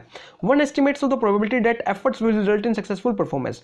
कि क्या वो जो एफर्ट लगा रहा है, क्या जो वो वर्क कर रहा है, उससे जो है उसकी सक्सेसफुल परफॉर्मेंस पॉसिबल हो पाएगी। ठीक है, क्या वो जो काम को करना चाहता है, क्या जो वो अचीव करना चाहता है वो अचीव हो पाएगा उससे? तो उसकी एक्सपेक्टेंसी क्या है? इंस्ट्रूमेंटलिटी क्या है? One estimate that performance will result in receiving the reward. कि वो एस्टिमेट कर रहा है कि क्या जो वो परफॉर्मेंस कर रहा है उस परफॉर्मेंस को करने के बाद उसको रिवॉर्ड मिलेगा। वो क्या है? उसकी इंस्ट्रूमेंटलिटी है। तो व्रूम्स कहते हैं कि इन तीनों का प्रोडक्ट जो है क्या है? मोटिवेशन है। ओके, अब पोर्टर्स एंड लोअर मॉडल, ये भी क्या है? कि इंपॉर्टेंट मॉडल है। किसने डेवलप किया था? L W. Porter and E E. Lawler. This theory states that the relationship between efforts, performance, rewards and satisfaction. तो इस थ्योरी ने किस चीज के बीच में रिलेशनशिप डिफाइन करा है? एफर्ट्स के बीच में, परफॉर्मेंस के बीच में, रिवॉर्ड और satisfaction. The individual efforts of an employ is basically dependent upon the value of expected reward. देखो सीधी सी बात है, अब मेरे जो परफॉर्मेंस है वो किस चीज़ के ऊपर डिपेंड रखते हैं? मेरे रिवॉर्ड के ऊपर। अगर मान लो मेरे को ये कहा जाएगा कि आप अगर अच्छे से परफॉर्म करोगे, अगर अपना जो टारगेट है वो टाइमली अचीव करोगे तो आपको ये रिवॉर्ड दिया जाएगा, तो कहीं ना कहीं मैं अपनी परफॉर्मेंस मेरी क्या होगी? बूस्टअप होगी। तो कहीं ना कहीं क्या है? मेरी परफॉर्मेंस रिलेट रखती है मेरे रिवॉर्ड के साथ, कि जो मेरे को मिलने वाला है, जो रिवॉर्ड मेरे को मिलने वाला है। ठीक है, तो वही बात इसमें कही गई है। Thus in anticipation of the expected reward employees efforts leads to better performance. तो हर कोई चाहता है रिवॉर्ड लेना, इससे क्या होगा? उनकी परफॉर्मेंस क्या होगी? इंप्रूव होगी। किसकी? एम्प्लॉयज की।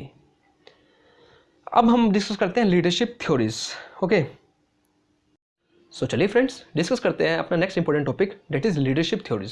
So exam point of view से काफी इंपॉर्टेंट टॉपिक है ये। चलिए ओके, अब लीडरशिप थ्योरीज है क्या? देखो जनरली ये वो थ्योरीज हैं जो कि ये बताती हैं कि एक इंडिविजुअल के पास कौन कौन सी ट्रेड्स होनी चाहिए, उसका किस तरह का बिहेवियर हो जिससे जो उसकी लीडरशिप एबिलिटीज हैं वो बूस्टअप हो। जनरली लीडरशिप की साइकोलॉजी में ये माना गया है कि जो लीडरशिप के अंदर स्किल्स होती हैं वो उसके पैदा होने के साथ ही उसके अंदर आ जाती हैं, लेकिन ऐसा ट्रू नहीं है। कुछ स्किल्स हमारी ऐसे भी होती है जो कि हम टाइम के अनुसार, टाइम के अकॉर्डिंग जो है अडॉप्ट करते हैं अपने इन्वायरमेंट से। ओके, अब ये कौन कौन सी थ्योरीज है चलिए डिस्कस करते हैं।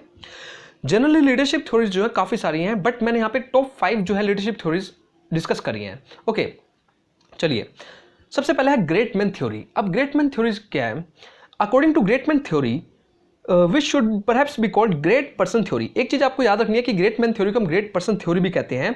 Leader are born with just the right trait and abilities for leading.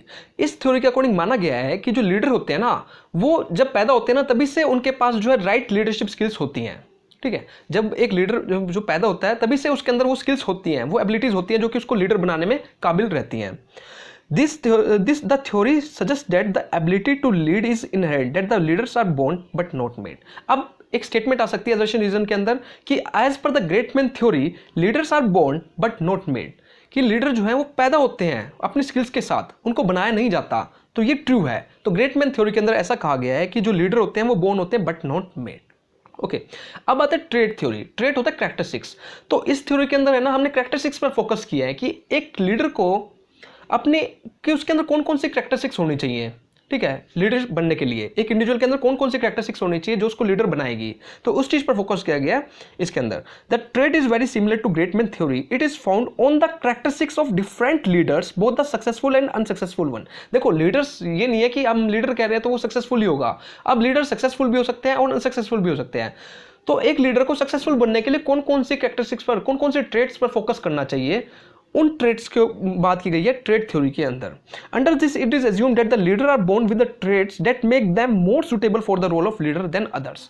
तो इस थ्योरी के अंदर फोकस किया गया है, सेम क्या तो ये वही थ्योरी उसी थ्योरी पर फोकस कर रही है ग्रेट मैन थ्योरी के ऊपर, कि जो लीडर है वो अपनी राइट स्किल्स के साथ बोर्न होते हैं। लेकिन कौन कौन सी स्किल्स होती हैं, हर किसी स्किल्स के साथ तो बोर्न नहीं होते ना। तो राइट स्किल्स याद रखना, यहाँ पे मेन फोकस किया गया राइट स्किल्स। ओके, कि जो लीडर होते हैं, जो उनको स्किल्स रिक्वायर्ड होती है एक लीडर बनने, जो इंडिविजुअल को स्किल्स रिक्वायर्ड होती है एक लीडर बनने के लिए, उन स्किल्स के साथ ही जो लीडर होता है वो बोर्न होता है। वो कहा गया ट्रेड थ्योरी के अंदर। ठीक है, अब बात करते हैं कंटीजेंसी थ्योरी की। The contingency theory emphasises different variables in a specific setting that determines the style of leadership best suited on the said situation. It is found on the principle that no one leadership style is applicable to all situation. तो contingency theory ये कहती है कि हर एक leadership style, देखो काफ़ी सारे leadership style होते हैं, ऑटोक्रेटिक होता है, डेमोक्रेटिक भी होता है, तो हर एक लीडरशिप स्टाइल जो है हर एक सिचुएशन के अंदर फेवरेबल नहीं है। हमको सिचुएशन को देखना है और उसके अकॉर्डिंग अपना लीडरशिप स्टाइल जो है अडॉप्ट करना है।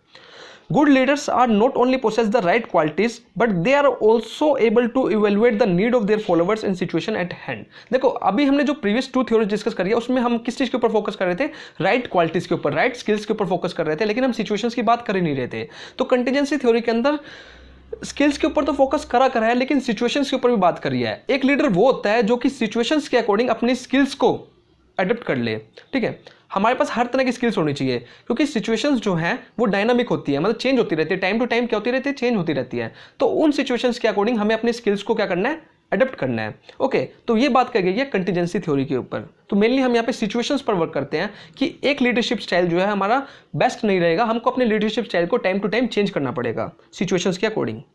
अब सिचुएशनल थ्योरी, दोनों जो है सिमिलर है, कंटीजेंसी और सिचुएशनल, हल्का फुल्का इसमें थोड़ा में डिफरेंस है। The situational theory of leadership style that there no single leadership style is best. Again वही बात कही गई है कि कोई भी सिंगल लीडरशिप स्टाइल जो है बेस्ट नहीं है, हमें डिफरेंट लीडरशिप स्टाइल्स पर बेस्ड होना पड़ेगा।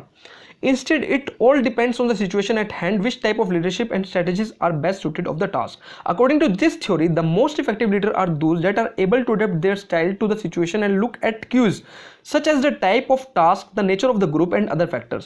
देखो एक एग्जांपल लेके चलते हैं। मान लो एक फैक्ट्री में स्ट्राइक हो गई है, ठीक है। अब स्ट्राइक में सारे वर्कर्स जो हैं उन्होंने काम को बंद कर दिया है। अब लीडर का यहाँ पे क्या रोल आता है? लीडर का यहाँ पे रोल आना चाहिए कि वो किस तरह जो है वर्कर्स को इन्फ्लुएंस करेगा ताकि वो दोबारा से अपने काम को स्टार्ट कर ले। तो ये सिचुएशन है, इस सिचुएशन के अंदर उसको अपनी एबिलिटीज को लाना पड़ेगा कि किस तरह वो वर्कर्स को इन्फ्लुएंस करेगा, ठीक है। तो ये कहते हैं सिचुएशनल थ्योरी। ओके, चलिए अब हम बात करते हैं बिहेवियरल थ्योरी। अब बिहेवियरल थ्योरी नाम सजेस्ट कर रहा है कि बिहेवियर, ठीक है। तो लीडर्स किस चीज पर फोकस करेगा? बिहेवियर पर। In behaviour theory the focus is on the specific behaviour and actions of leader rather than traits. देखो अभी तक हम ट्रेड्स पर बात कर रहे थे, कैरेक्टरिस्टिक्स पर बात कर रहे थे, बट बिहेवियर थ्योरी के अंदर हमारा जो फोकस रहेगा वो बिहेवियर पर रहेगा, ठीक है। किस तरह जो एक इंडिविजुअल है वो बिहेव कर रहा है, क्या उसका जो बिहेवियर है वो एक लीडर की तरह सूट कर रहा है। The theory suggests that effective leadership is the best result of many learned skill. Individual needs 3 primary skills. देखो यहाँ पे 3 primary skills, हमको 3 स्किल्स पर फोकस करना पड़ेगा। कौन कौन सी पर? टेक्निकल, ह्यूमन और कंसेप्चुअल। तो क्वेश्चन आ सकता है which one of the flowing skill is not included under the behavioural theory. तो जनरली बिहेवियरल थ्योरी के अंदर 3 स्किल्स हमारी इंक्लूड होती हैं, technical, human and conceptual skill. अब टेक्निकल स्किल कौन सी होती है? जो कि टेक्निक से, कि मैं एक लीडर हूं, मेरे पास क्या टेक्निकल नॉलेज है, क्या मेरे को जो नॉलेज रिक्वायर्ड है एक ऑर्गेनाइजेशन के अंदर वर्क करने के लिए, जो टेक्निकल नॉलेज रिक्वायर्ड है, क्या मेरे पास वो नॉलेज है। उसके बाद ह्यूमन स्किल, मैं किस तरह अपने एम्प्लॉयज के साथ इंटरेक्ट कर रहा हूँ, क्या मेरे पास वो स्किल है, इंटरेक्शन स्किल है मेरे पास। थर्ड है conceptual skill, enables the leader to come up with the ideas, कि अब मैं एक लीडर हूं, मेरे पास जरूरी होना चाहिए कि मेरे पास काफी सारे आइडियाज होने चाहिए, किस तरह मैं ऑर्गेनाइजेशन को बेनिफिट प्रोवाइड कर सकता हूं। तो क्या मेरे पास उन आइडियाज हैं, इस तरह के क्रिएटिव आइडियाज हैं मेरे पास। तो ये तीनों स्किल्स जो है एक लीडर के अंदर होनी चाहिए, ये कहा गया बिहेवियरल थ्योरी के अंदर। ओके, इसके बाद बात करते हैं कॉर्पोरेट गवर्नेंस। अगेन एक इंपॉर्टेंट टॉपिक है, ट्रेंडिंग टॉपिक है, मेरी बात ये ट्रेंडिंग टॉपिक है। कॉर्पोरेट गवर्नेंस पर आज सबसे ज्यादा फोकस किया जा रहा है ऑर्गेनाइजेशन के अंदर, क्योंकि हम देख रहे हैं कि काफी सारे बैंक्स जो है फेलियर होते जा रहे हैं, कहीं ना कहीं उनमें काफी सारे घपले जो फ्रॉड उनके आगे निकल के आ रहे हैं। तो वो किस चीज का नतीजा है? वो अच्छी कॉर्पोरेट गवर्नेंस उनके अंदर नहीं है, इस करके जो इतने सारे फ्रॉड्स होते पॉसिबल हो रहे हैं। ओके, चलिए डिस्कस करते हैं।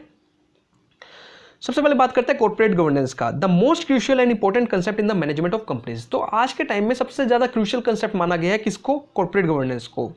The concept of corporate governance can be understood as the system through which shareholder, stakeholder और shareholder are assured that their interest will taken over by management. अब देखो, एक share holder होता है, एक stake holder होता है। Share holder कौन होता है?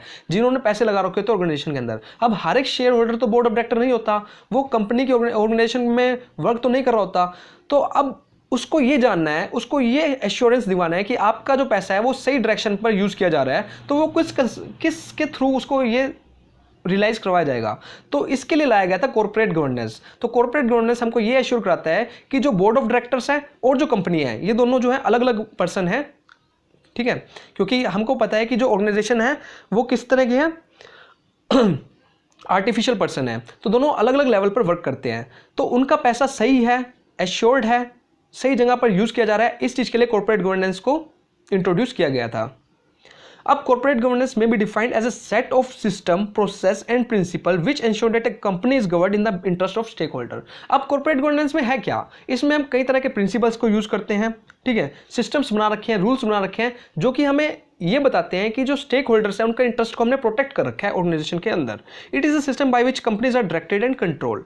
तो कॉर्पोरेट गवर्नेंस के थ्रू ही कंपनी को डायरेक्ट किया जाता है और कंट्रोल किया जाता है। अब इसके कौन कौन से एलिमेंट्स हैं? जनरली एलिमेंट्स इसके आ सकते हैं, आस्क किए जा सकते हैं क्वेश्चन के अंदर। So adequate disclosure and effective decision making to achieve corporate objectives. देखो, जितनी भी हमारी ऑर्गेनाइजेशन के अंदर एक्टिविटीज हो रही हैं या जो जरूरी है ट्रांसपेरेंट करनी, उनको क्या करना चाहिए? डिस्क्लोज कर देना चाहिए टाइमली।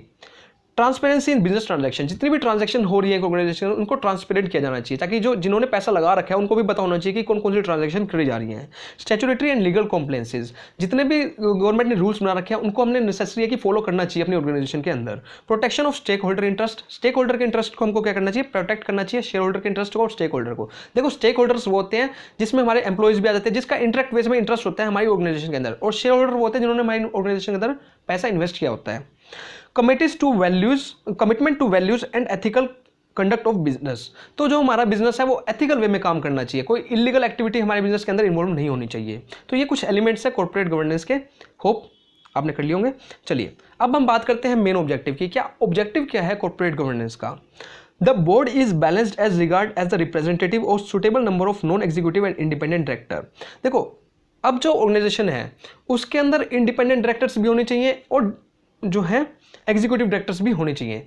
तो जितने हमको रिक्वायर्ड हैं, जनरली कहा जाता है कि 1/3 जो है हमारे जो है इंडिपेंडेंट डायरेक्टर्स होने चाहिए। तो ये देखना कि 1/3 एक्चुअली में इंडिपेंडेंट डायरेक्टर्स है या नहीं। ओके, ये ऑब्जेक्टिव होता है कॉर्पोरेट गवर्नेंस का। The board accept transparent procedure and practice. The board has an effective mechanism, जो हमारे बोर्ड है, बोर्ड ऑफ डायरेक्टर्स है, उनका जो मैकेनिज्म होना चाहिए इफेक्टिव होना चाहिए, ट्रांसपेरेंट होना चाहिए। The board effectively and regulate monitor the functions of the management team. और जो बोर्ड बना रखा है अंडर द कॉर्पोरेट गवर्नेंस, वो हमारे क्या करना चाहिए? टाइमली जो है रेगुलेट करता रहना चाहिए किसकी एक्टिविटीज को? बोर्ड ऑफ डायरेक्टर्स की, ओके, मैनेजमेंट टीम की। ओके चलिए अब डिस्कस करते हैं बिजनेस एथिक्स। सो चलिए फ्रेंड्स डिस्कस करते हैं अगेन इंपॉर्टेंट टॉपिक को। चलिए अब बिजनेस एथिक्स। अब जनरली क्या है, बिजनेस जो है रन करता है प्रॉफिट मोटिव के लिए, ओके, लेकिन हमें प्रॉफिट को ध्यान में रख के ये नहीं है कि हम सोशल वैल्यूज़ को और मोरल वैल्यूज़ को डिग्रेड करते रहें। अगर हम ऐसा कर रहे हैं, अगर हम मोरल वैल्यूज़ को डिग्रेड कर रहे हैं, तो कहीं ना कहीं हम अनएथिकल वे में काम कर रहे हैं। अब एथिक्स क्या होता है? एथिक्स जो है वो कंसर्न करता है किस चीज़ से? ह्यूमन के करैक्टर से और कंडक्ट से, कि एक एम्प्लॉय किस तरह वर्क कर रहा है एक ऑर्गेनाइजेशन के अंदर। ओके, अब वो गुड भी हो सकता है और बैड भी हो सकता है, ठीक है। Business ethics means the behaviour of a businessman while conducting A business by observing morality in the business activities. A business or company is considered to be ethical only if it tries to reach a trade-off between pursuing its economic objective and its social objective.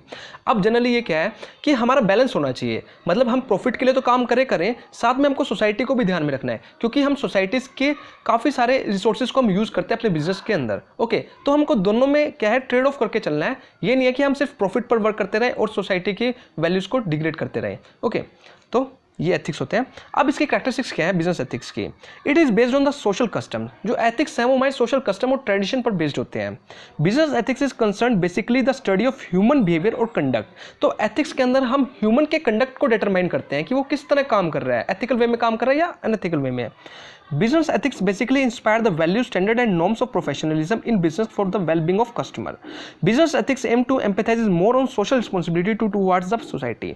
तो business ethics का mainly जो इसका जो objective है वो यही है कि हम सोसाइटी के प्रति कुछ काम करें, ठीक है, क्योंकि हम सोसाइटी के रिसोर्सेज को क्या करते हैं, यूज़ करते हैं अपने बिजनेस के अंदर। अब एथिकल प्रॉब्लम्स दो तरह की होती है, एक होता है ओवर्ट एथिकल प्रॉब्लम, एक होता है कोवर्ट एथिकल प्रॉब्लम। तो ये क्वेश्चन आ सकता है। अब ओवर्ट एथिकल प्रॉब्लम कौन सी होती है, जैसे ब्राइबरी हो गया, थेफ्ट हो गया, किसी ने एम्प्लॉय ने चोरी कर ली किसी ऑर्गेनाइजेशन के अंदर, क्या कोई ऐसा केस बन गया, ठीक है। जनरली ये वो प्रॉब्लम होती हैं जो कि क्या होता है, क्लियर होती है हर एक किसी को, मतलब ट्रांसपेरेंट होती हैं, ठीक है, इसके बारे में हर किसी को पता होता है। मान लो किसी एक एम्प्लॉय ने कोई चोरी कर ली, किसी ऑर्गेनाइजेशन के अंदर कोई डॉक्यूमेंट्स चुरा लिए या कुछ ऐसा वैसा चोरी कर लिया, तो इसके बारे में हर किसी को पता होगा ऑर्गेनाइजेशन के अंदर। लेकिन कोवर्ट एथिकल प्रॉब्लम्स वो होती हैं जिसके बारे में डिस्क्लोजर नहीं दिया जाता, ट्रांसपेरेंट जो नहीं होती, ठीक है, are more complex and not so transparent and generally defy ethical solution. This type of problem occur in the corporate acquisition, marketing, personal policies. तो ये जनरली टॉप लेवल मैनेजमेंट जो है इस प्रॉब्लम को करते हैं, इस एथिकल प्रॉब्लम को करते हैं। जैसे कि कैपिटल इन्वेस्टमेंट में घपला दिखा दिया, ठीक है, पॉलिसीज बनाते हुए कोई ऐसी पॉलिसी बना दी जिससे जो है नेगेटिव इंपैक्ट देखने को मिल रहा है। ओके, तो इसको कहते हैं कोवर्ट एथिकल प्रॉब्लम जो कि ट्रांसपेरेंट नहीं होती।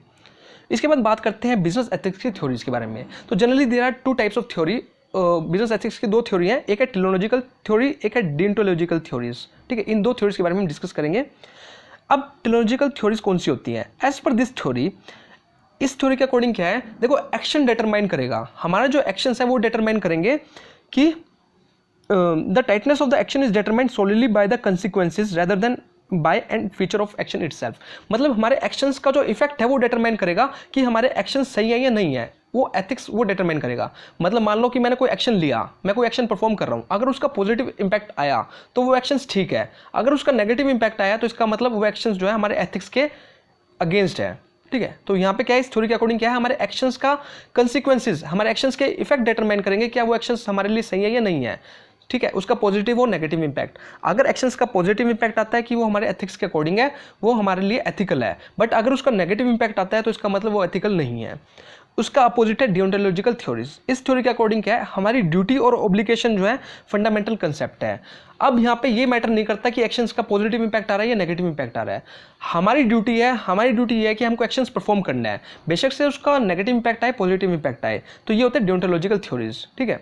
हम अपनी ड्यूटी परफॉर्म कर रहे हैं या नहीं कर रहे, हमारी ड्यूटी ये है कि हमको एक्शंस परफॉर्म करना है। अब एक्शंस का नेगेटिव इंपैक्ट हो पॉजिटिव इंपैक्ट हो ये मैटर नहीं करता, हमको हमारी ड्यूटीज परफॉर्म करनी है, ठीक है। तो ये किसके अंदर आता है, ये आता है डियोंटोलॉजिकल थ्योरीज के अंदर।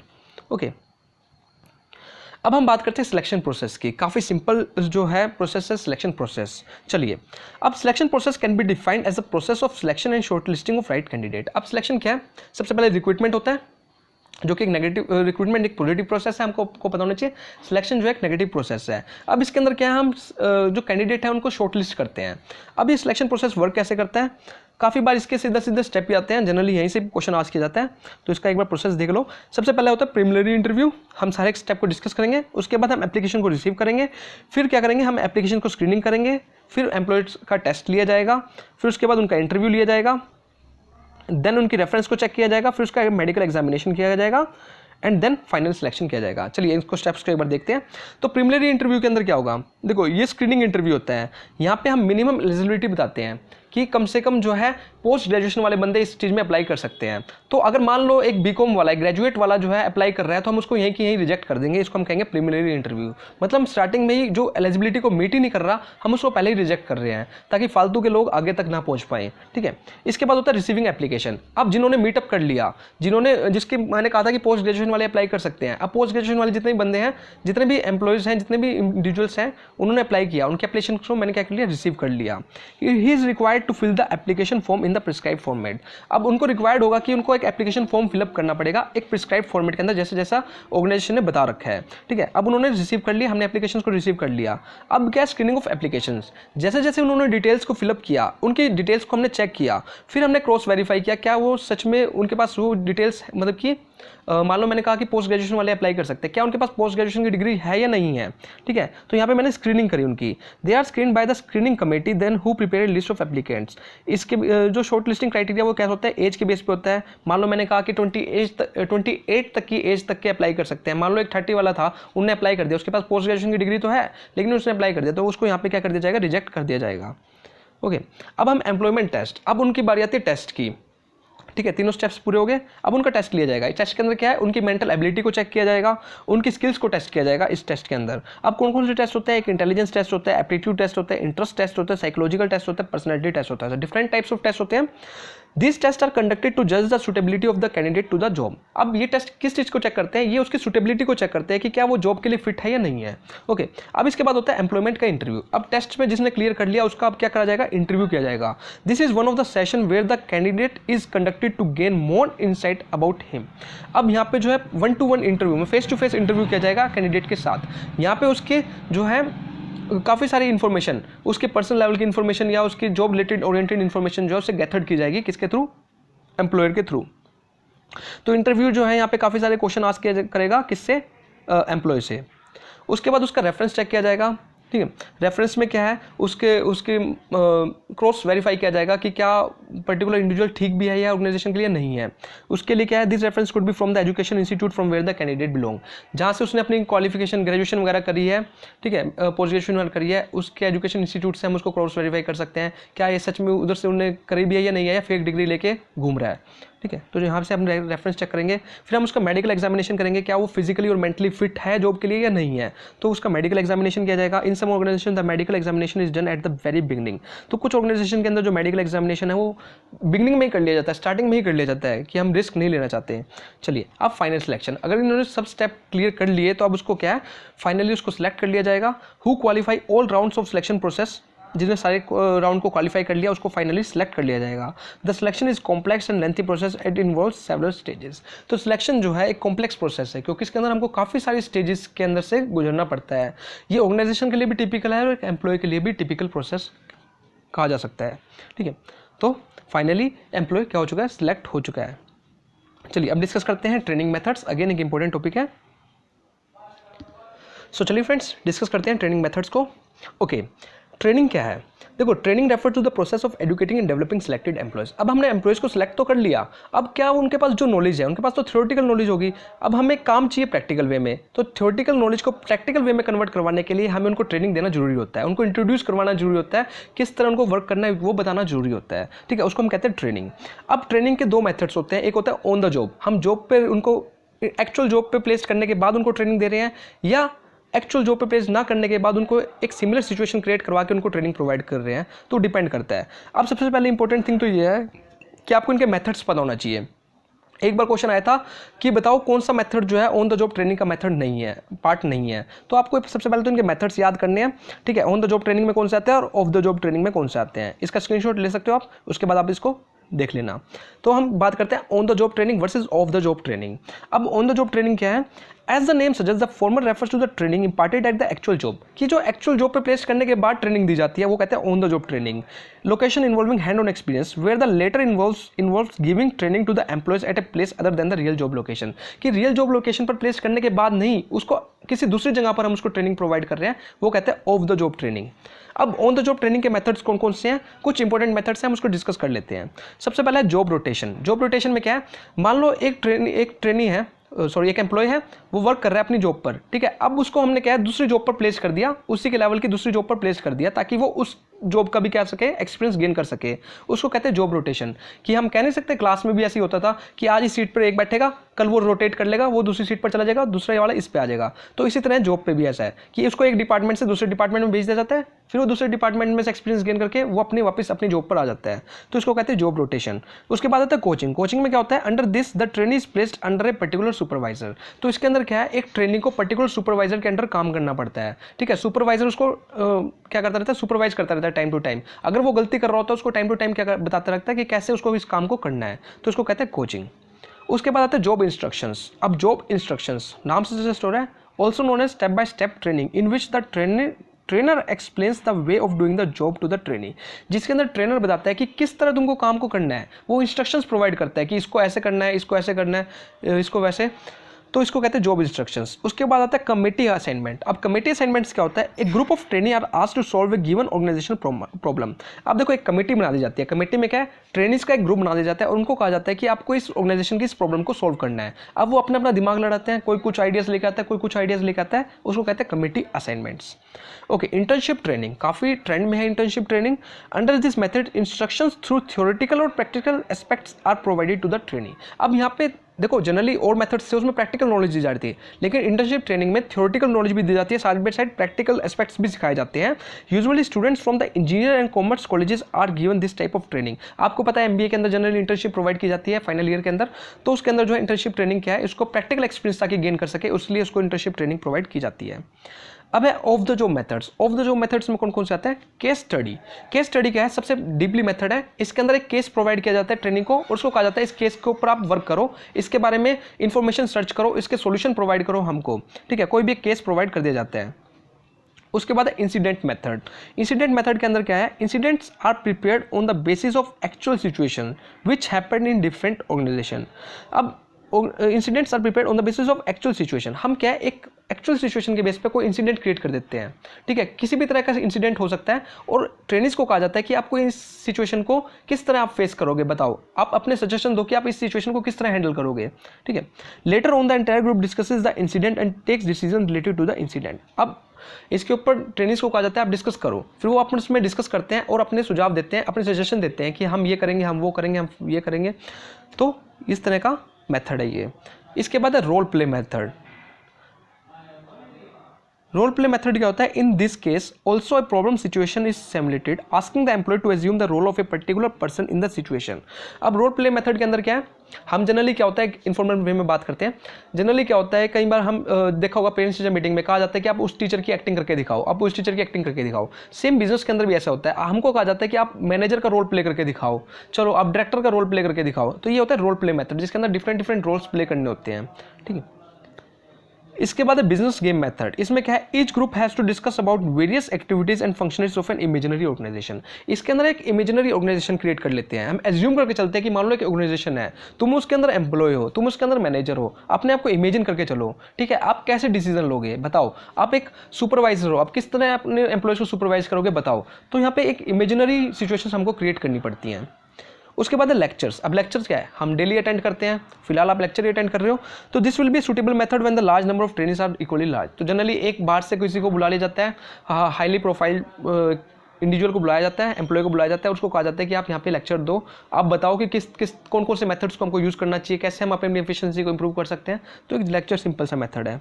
उसके बाद है management education. At present universities and management institutes gives great emphasis on management education. अगर प्रेजेंट सिनेरियो की बात की जाए तो आजकल मैनेजमेंट इंस्टीट्यूट्स MBA प्रोग्राम्स के अंदर भी काफ़ी सारी ट्रेनिंग्स प्रोवाइड की जाती हैं, जिसके अंदर हमें सिखाया जाता है कि किस तरह आपको ऑर्गेनाइजेशन के अंदर वर्क करना है, कौन कौन से आइडियाज़ को, कौन कौन सी ट्रेंडिंग वेज में आपको वर्क करना है ऑर्गेनाइजेशन के अंदर। अब कॉन्फ्रेंस क्या है, a meeting of several people to discuss any subject is called conference. अब कॉन्फ्रेंस क्या है, मीटिंग होती है सेवरल पीपल्स की किसी भी एक सब्जेक्ट को लेके, कोई भी मान लो एक प्रॉब्लम है, उस चीज़ को लेके हम मीटिंग कर रहे हैं और उसका सोल्यूशन निकालने के लिए हम अपने अपने आइडियाज़ दे रहे हैं कि ये ऐसा होना चाहिए, ये ऐसा होना चाहिए, इसमें हमको ये यूज़ करना चाहिए, हमको इस तरह वर्क करना चाहिए। तो एक कॉन्फ्रेंस होती है। ब्रेनस्टॉर्मिंग क्या है, ब्रेनस्टॉर्मिंग में क्या है, through collectively analysis process we can solve all the problem business problem. A group of people from various fields are invited to put forward their ideas, knowledge and experience. अब brainstorming के अंदर क्या है, different peoples को बुलाया जाता है organisation के, उनको कहा जाता है कि आप इस कोई भी एक प्रॉब्लम दे दी जाती है, आप उनको कहा जाता है कि इसके ऊपर अपने आइडियाज़ दो, अपने सजेशन दो कि आप इसमें क्या करोगे, ठीक है, आप इस सिचुएशन से कैसे डील करोगे, आप इस प्रॉब्लम को कैसे सॉल्व कर सकते हो, आपके पास कोई नया आइडिया है इस चीज़ के रिगार्डिंग। तो यह ब्रेनस्टॉर्मिंग, जनरली उनके ब्रेन से उनको इनोवेट किया जाता है कि आप नए नए आइडियाज़ लेके आओ। इसके बाद हम बात करते हैं जॉब एनालिसिस। अब जो जॉब एक एक एम्प्लॉय ने करनी है, उसको एनालाइज करना कि उसके पास कौन कौन सी स्किल्स होनी चाहिए, उस जॉब के अंदर कौन कौन सा उस जॉब का वर्किंग एनवायरनमेंट कैसा होना चाहिए, उस जॉब को करने के लिए क्या रेम्यूनरेशन प्रोवाइड करना चाहिए, मतलब हर एक एस्पेक्ट्स को जानना, उस जॉब से रिलेटेड हर एक एस्पेक्ट्स को जानना, उसको कहते हैं जॉब एनालिसिस। ओके, मीनिंग जान लेते हैं। Systematic and detail examination of job, job के रिगार्डिंग हर एक डिटेल को हमको एनालाइज करना है, ठीक है। It is the process of collecting information about job, that is knowledge, skills, experience need to carry out job effectively.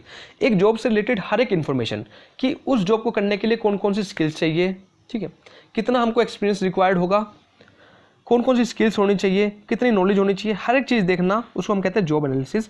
The job holder is suppose to process job related knowledge, और ये assume किया जाता है जिसको हम recruit कर रहे हैं इस जॉब के लिए उसके पास इस तरह की सारी स्किल्स होनी चाहिए, तभी वो उस जॉब को एफिशिएंट वे में कर सकता है। इसके बाद हम बात करते हैं job analysis provide the following information, कि जॉब एनालिसिस करने के बाद हमें कौन कौन सी इन्फॉर्मेशन का पता लगता है। सबसे पहला nature of job required in concern, कि वो जॉब का नेचर किस तरह का है, क्रिटिकल नेचर की जॉब है या एक सिंपल वे में हमको एक नॉर्मल क्वालिफिकेशन वाला बंदा चाहिए उस जॉब को परफॉर्म करने के लिए। नेचर ऑफ ऑर्गेनाइजेशनल स्ट्रक्चर, हमारी उस ऑर्गेनाइजेशन स्ट्रक्चर का नेचर किस तरह का है। अगर मान लो कोई डिपार्टमेंटल दे रखा है, हमने फंक्शन बेस पे उस जॉब को डिटरमाइन कर रखा है, तो उसका नेचर किस तरह का है वो देखने के लिए। Type of people required to fit that structure, किस तरह के एम्प्लॉयज़ मेरे को चाहिए इस जॉब को परफॉर्म करने के लिए, ये डिटरमाइन करने के लिए भी हमको जॉब एनालिसिस करना पड़ता है। The relationship of job with other job in a concern, कि उस पर्टिकुलर जॉब का जो रिलेशन है दूसरी जॉब के साथ किस तरह का है, कि उस जॉब का किस तरह दूसरी जॉब्स को कैसे इफेक्ट करेगा, ये जानने के लिए।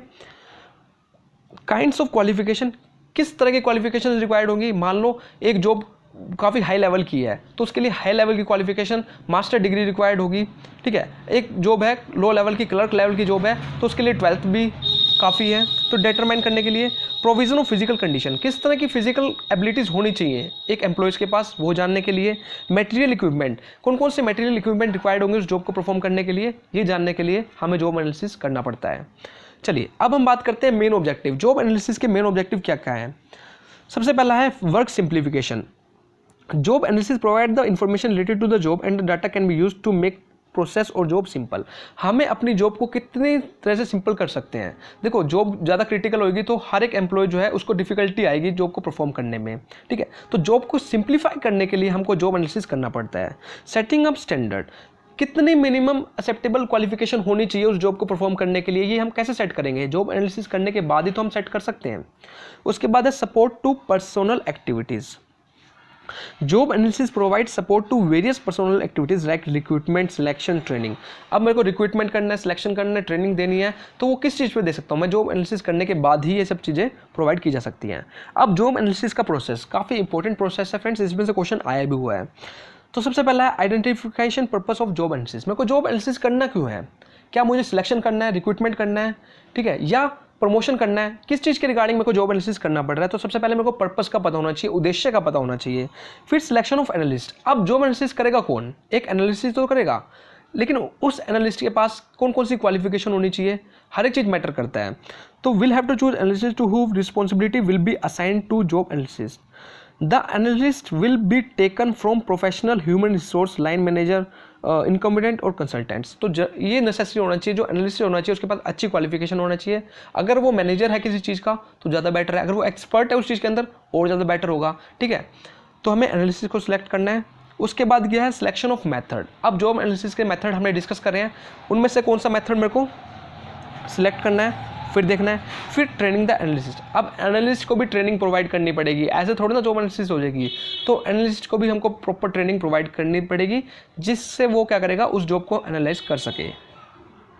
ओके, उसके बाद है प्रिपरेशन ऑफ जॉब एनालिसिस। अब हम क्या करेंगे, एनालिसिस को प्रिपेयर करेंगे। उसके लिए हमको 2 डॉक्यूमेंट तैयार करने पड़ते हैं, जॉब डिस्क्रिप्शन और जॉब स्पेसिफिकेशन, जिसके बारे में हम आगे पढ़ेंगे। अब कलेक्शन ऑफ डाटा। अब जॉब एनालिसिस के रिगार्डिंग हम डाटा को कलेक्ट करेंगे, ठीक है। उसमें प्राइमरी डाटा भी हो सकता है और सेकेंडरी डाटा भी। सेकेंडरी डाटा जो ऑलरेडी रिकॉर्ड्स पहले से हमारे पास रखे हुए हैं ऑर्गेनाइजेशन के अंदर, और प्राइमरी डाटा जो हम ऑब्जर्वेशन के थ्रू हम कलेक्ट कर रहे हैं। उसके बाद रिव्यू एंड वेरीफाई। जो हमने डाटा लिया है उसको हम रिव्यू करेंगे, गो थ्रू करेंगे सारे डाटा से, और उसको वेरीफाई करेंगे क्या ये डाटा सही भी है या नहीं है। उसके बाद हम क्या करेंगे, develop a job description and job specification form. अब हमने जो फॉर्म हमने डिसाइड किया था उसको हम क्या करेंगे, प्रॉपर्ली फिलअप करके उसको तैयार कर लेंगे। ये था हमारा जॉब एनालिसिस। अब इसके अंदर कौन कौन सी टेक्निक्स, कौन कौन से मेथड्स यूज किए जाते हैं जॉब एनालिसिस के लिए। इंटरव्यू लिया जाता है, जो ऑलरेडी एम्प्लॉयज उस जॉब पर वर्क कर रहे हैं उससे हम इंटरव्यू कर लेंगे कि आपको कौन कौन से मटेरियल इक्विपमेंट रिक्वायर्ड होते हैं, ठीक है। उनसे हम लेंगे कि आपको कौन कौन सी प्रॉब्लम इसके अंदर फेस करनी पड़ रही है, किस तरह की वर्किंग कंडीशंस आपको रिक्वायर्ड है, ये देखेंगे हम। उसके बाद डायरेक्ट ऑब्जर्वेशन। हम सिंपली ऑब्जर्व करेंगे कि एक एम्प्लॉय किस तरह वर्क कर रहा है उस जॉब के अंदर। ऑलरेडी जो एम्प्लॉय पहले से वर्क कर रहा था वो किस तरह वर्क कर रहा है, वो कौन कौन सी प्रॉब्लम को फेस कर रहा है, हम ऑब्जर्व करके भी हम उसको बारे में जान सकते हैं। उसके बाद हमें maintenance of long records. In this technique the worker are asked to maintain and keep daily records और a list of activities that are doing on that day. तो हम कह सकते हैं जो ऑलरेडी वर्क कर रहे हैं एम्प्लॉयज़, उसको कह सकते हैं कि इसके रिगार्डिंग सारा आप रिकॉर्ड मेंटेन करके रखो इस जॉब के रिगार्डिंग, कि आप कौन कौन से टास्क परफॉर्म करते हो, ठीक है, कितनी जल्दी आप किस टाइम में उस टास्क को परफॉर्म करते हो, वो उस रिकॉर्ड से भी हम क्या कर सकते हैं, उस जॉब को एनालाइज कर सकते हैं। क्वेश्चनरीज, हम क्या है, many companies use job analysis questionnaires to secure information on job recruitment related to typical duties और टास्क एंड टूल्स और इक्विपमेंट्स। तो जनरली क्वेश्चनरीज एक फॉर्म बना लिया जाता है जिसके अंदर डिफरेंट टाइप्स के क्वेश्चंस होते हैं और वो दिया जाता है एम्प्लॉयज़ को, उनको कहा जाता है कि आप फिल करो इस जॉब के रिगार्डिंग, उस क्वेश्चनरी को क्या कहा जाता है, फिल करो कि आप किस तरह की जॉब में कितनी देर काम करते हो, कौन कौन से इक्विपमेंट्स को यूज़ करते हो, तो इससे भी हम जॉब को एनालाइज कर सकते हैं। अब इसके दो डॉक्यूमेंट्स होते हैं, जॉब डिस्क्रिप्शन और जॉब स्पेसिफिकेशन। दोनों के दोनों डॉक्यूमेंट्स जो हैं काफ़ी इंपॉर्टेंट है। चलिए डिस्कस करते हैं। सबसे पहले बात करते हैं, दोनों के बारे में डिस्कस कर लेते हैं एक बार। जॉब डिस्क्रिप्शन और जॉब स्पेसिफिकेशन जो है एसेंशियल पार्ट है किस चीज़ का, जॉब एनालिसिस का।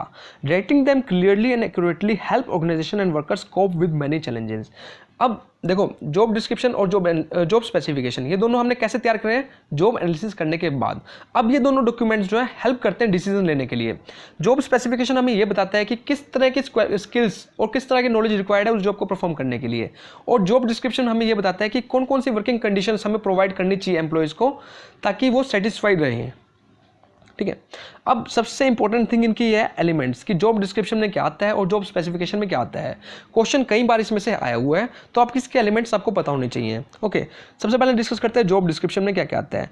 जॉब का टाइटल क्या है, जॉब की लोकेशन क्या है, जॉब की summary, reporting, working condition, job duties, machines to be used, hazards. तो ये पार्ट है जॉब डिस्क्रिप्शन का। अगर हम बात करें जॉब स्पेसिफिकेशन का, qualification, experience, training, skills, responsibilities, emotional characteristics, sensory demands. तो ये जो जॉब स्पेसिफिकेशन है ये सारा हमारे एम्प्लॉय से रिलेट करता है, और जॉब डिस्क्रिप्शन जो है हमारी जॉब से रिलेट करता है। तो ये दोनों में डिफरेंस है। अब जॉब डिस्क्रिप्शन क्या है। Job description includes basic related data that is useful to advertise a specific job, कि एक जॉब को एडवर्टाइज करने के लिए कि इस जॉब के अंदर आपको ये प्रोवाइड किया जाएगा, ये सैलरी प्रोवाइड की जाएगी, यहाँ पे ये वर्किंग कंडीशन आपको प्रोवाइड की जाएंगी, इन मटेरियल्स को आपको यूज़ करना है। तो ये सारा डिस्क्राइब किया जाता है जॉब डिस्क्रिप्शन के अंदर, और जो इसके अंदर क्या क्या इंक्लूड है ये मैंने आपके साथ डिस्कस कर ही लिया है। अब जॉब स्पेसिफिकेशन के अंदर क्या होता है, also known as employ specification. तो जॉब स्पेसिफिकेशन को हम एम्प्लॉय स्पेसिफिकेशन भी कहते हैं। A job specification is a written statement of educational qualification, specification qualities, level of experience, physical, emotional, technical and communication skills required to perform a job, कि किस किस तरह की नॉलेज होनी चाहिए, स्किल्स होनी चाहिए कि एम्प्लॉयज़ के पास इस जॉब को परफॉर्म करने के लिए। वो सारी चीज़ें मेंशन होती है जॉब स्पेसिफिकेशन के अंदर। अब एक क्वेश्चन जो प्रीवियस ईयर में आया हुआ है, 2018 में आया हुआ है, which of the flowing item is not the part of job specification. तो कौन सी आइटम जो है जॉब स्पेसिफिकेशन का पार्ट नहीं है।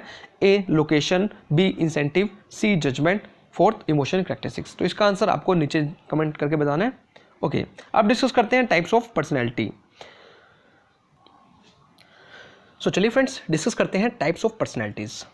ओके, अब जो पर्सनैलिटी है वो मेनली 4 टाइप्स की हैं, type A, type B, type C, type D. अभी type A, type B, type C, type D जो है ये टाइप्स हैं, मैं ये नहीं कह रहा कैटेगरी है, टाइप्स हैं ये। ओके, अब टाइप ए पर्सनैलिटी किस तरह की होती है, देखो, they are usually very goal oriented and practical in their solution. जो टाइप ए पर्सनैलिटी है ना, वो रियली ए ग्रेड पर्सन होते हैं। ये गोल ओरिएंटेड पर्सन होते हैं जो कि अपने आप को एक डायरेक्टर की तरह रखते हैं, ठीक है, जिस तरह एक कंपनी का डायरेक्टर होता है ना, उस तरह की इनकी पर्सनैलिटी होती है। अब इनके कुछ करैक्टरिस्टिक्स होते हैं, वो क्या होते हैं, इस तरह के जो पीपल्स होते हैं वो एम्बिशियस होते हैं, वर्क्स वेल इंडिपेंडेंटली, पैशनेट होते हैं, डिमांड्स मैक्सिमम फ्रीडम, ये फ्रीडम चाहते हैं, ये ऐसे किसी के नीचे दबाव में रह के काम करना पसंद नहीं करते, डोमिनेंट होते हैं, गुड एडमिनिस्ट्रेटिव स्किल्स होती हैं, हाईली कॉम्पिटिटिव होते हैं।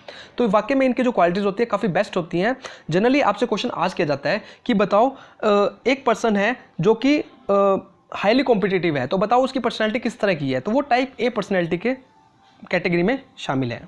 अब टाइप बी पर्सनैलिटी किस तरह का होता है सॉरी फ्रेंड्स। अब टाइप बी पर्सनैलिटी के जो पीपल्स होते हैं वो काफ़ी एनर्जेटिक होते हैं और फास्ट पेस्ड होते हैं, who likes to be around people and enjoys belonging to the centre of attention. तो जनरली इस तरह के जो पीपल होते हैं वो अपने आप को सेंटर ऑफ अट्रैक्शन बना के चलते हैं कि लोग उनके बारे में पूछें, उनके बारे में जानें। तो इस तरह के पीपल होते हैं। इनके जो करैक्टरिस्टिक्स होती हैं वो होती है fun loving, easy like by most people, ये जनरली काफ़ी सारे लोगों के थ्रू इनको पसंद किया जाता है। फ्रेंडलीनेस होती हैं, मजाकिया किस्म के लोग होते हैं, मोटिवेटर होते हैं, ड्रीमर होते हैं और सेल्फ कॉन्फिडेंट होते हैं। ओके, अब type C personality. Type C personality के पीपल किस तरह के होते हैं? ये जो होते हैं डिटेल ओरिएंटेड होते हैं, individual who likes to be involved in things that are controlled, जिन चीज़ों को मैं कंट्रोल कर सकता हूँ, जो चीज़ स्टेबल रहती है उस चीज़ में ज़्यादा इन्वॉल्व रहते हैं। ये जनरली जो है लॉजिक पर फोकस करते हैं, रैशनलिटी पर फोकस करते हैं, एक्यूरेसी पर फोकस करते हैं। मतलब कि इस तरह के जो पीपल होते हैं ना, वो क्या करते हैं, वो स्टेबल रहना ज़्यादा पसंद करते हैं, वो फालतू की चीज़ों में हाथ पैर नहीं चलाते।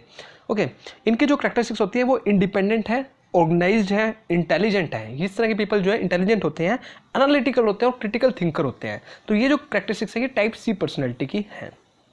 ओके, अब बात करते हैं टाइप डी पर्सनैलिटी की। अब टाइप डी पर्सनैलिटी किस तरह के जो पीपल होते हैं? The type D personality takes a slower easier pace towards their work.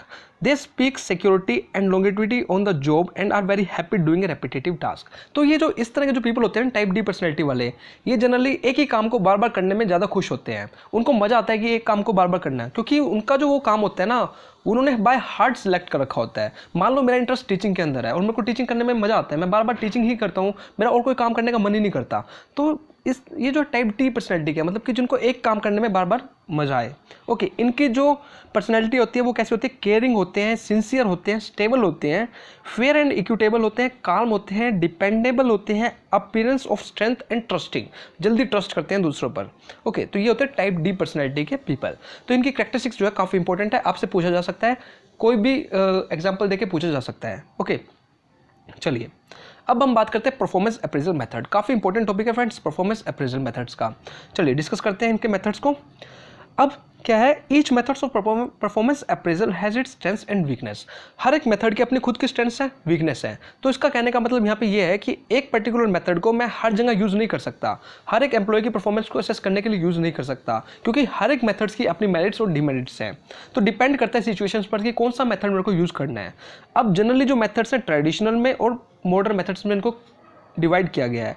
जो ट्रेडिशनल मेथड्स है उसमें कौन कौन से हैं? रैंकिंग मेथड हो गया, पेयर्ड कंपैरिजन हो गया, ग्रेडिंग हो गया, फोर्स डिस्ट्रीब्यूशन हो गया, फोर्स चॉइस हो गया, चेकलिस्ट हो गया, क्रिटिकल इंसिडेंट हो गया, ग्राफिक स्केल हो गया, ऐसे method, field review method and confidential report. अगर हम मॉडर्न मेथड्स की बात करें तो management by objective, behaviour anchor rating scale, 360 degree appraisal and cost accounting method.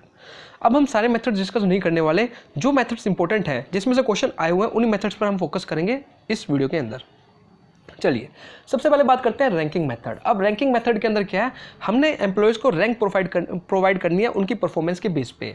हम क्या करेंगे, कंपैरिजन करेंगे सभी एम्प्लॉयज़ का एक दूसरे के साथ। कंपैरिजन करने के बाद ये देखेंगे किसकी परफॉर्मेंस अच्छी है और किसकी परफॉर्मेंस वर्स्ट है। जिसकी परफॉर्मेंस बेस्ट है, सबसे बढ़िया परफॉर्मेंस है, उसको हम रैंक दे देंगे फर्स्ट। जिसकी परफॉर्मेंस सबसे बेकार है उनको रैंक दे देंगे लास्ट। और जो बीच वाले हैं उनको रैंक देते रहेंगे जैसे जैसे उनकी परफॉर्मेंस होगी। तो सिंपल मेथड है, जस्ट हमें रैंकिंग प्रोवाइड करनी है बाय कंपैरिजन। ये है रैंकिंग मेथड। इसके बाद है पेयर्ड कंपैरिजन मेथड।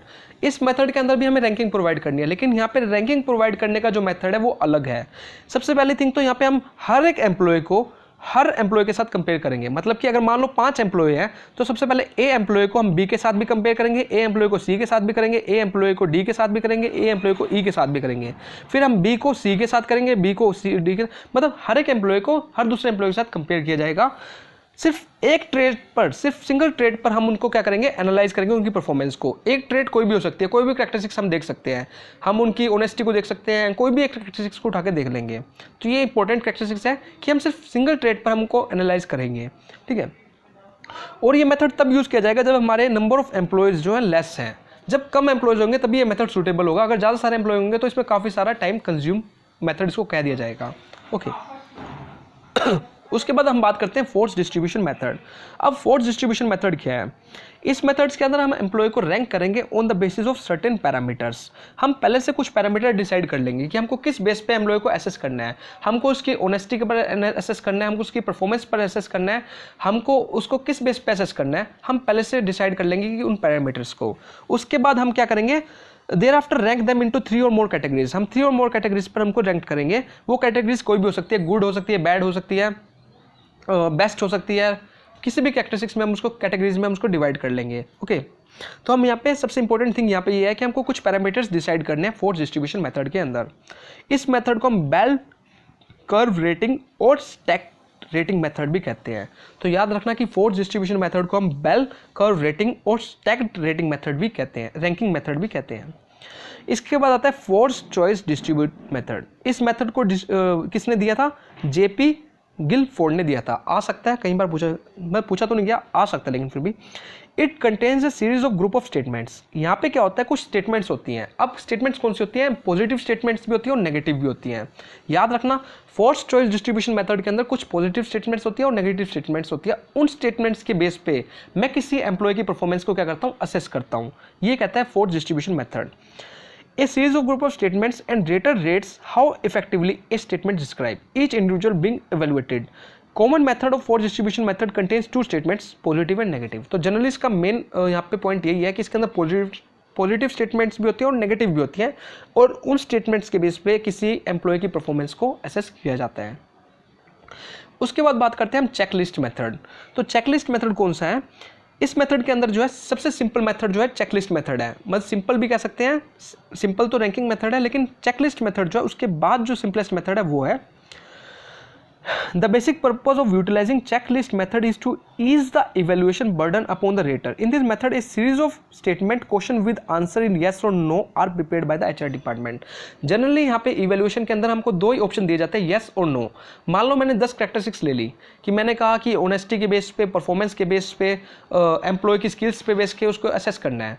तो क्या ये क्वालिटी उसके अंदर है? अगर है तो यस, अगर नहीं है तो नो पे टिक करके आ जाओ।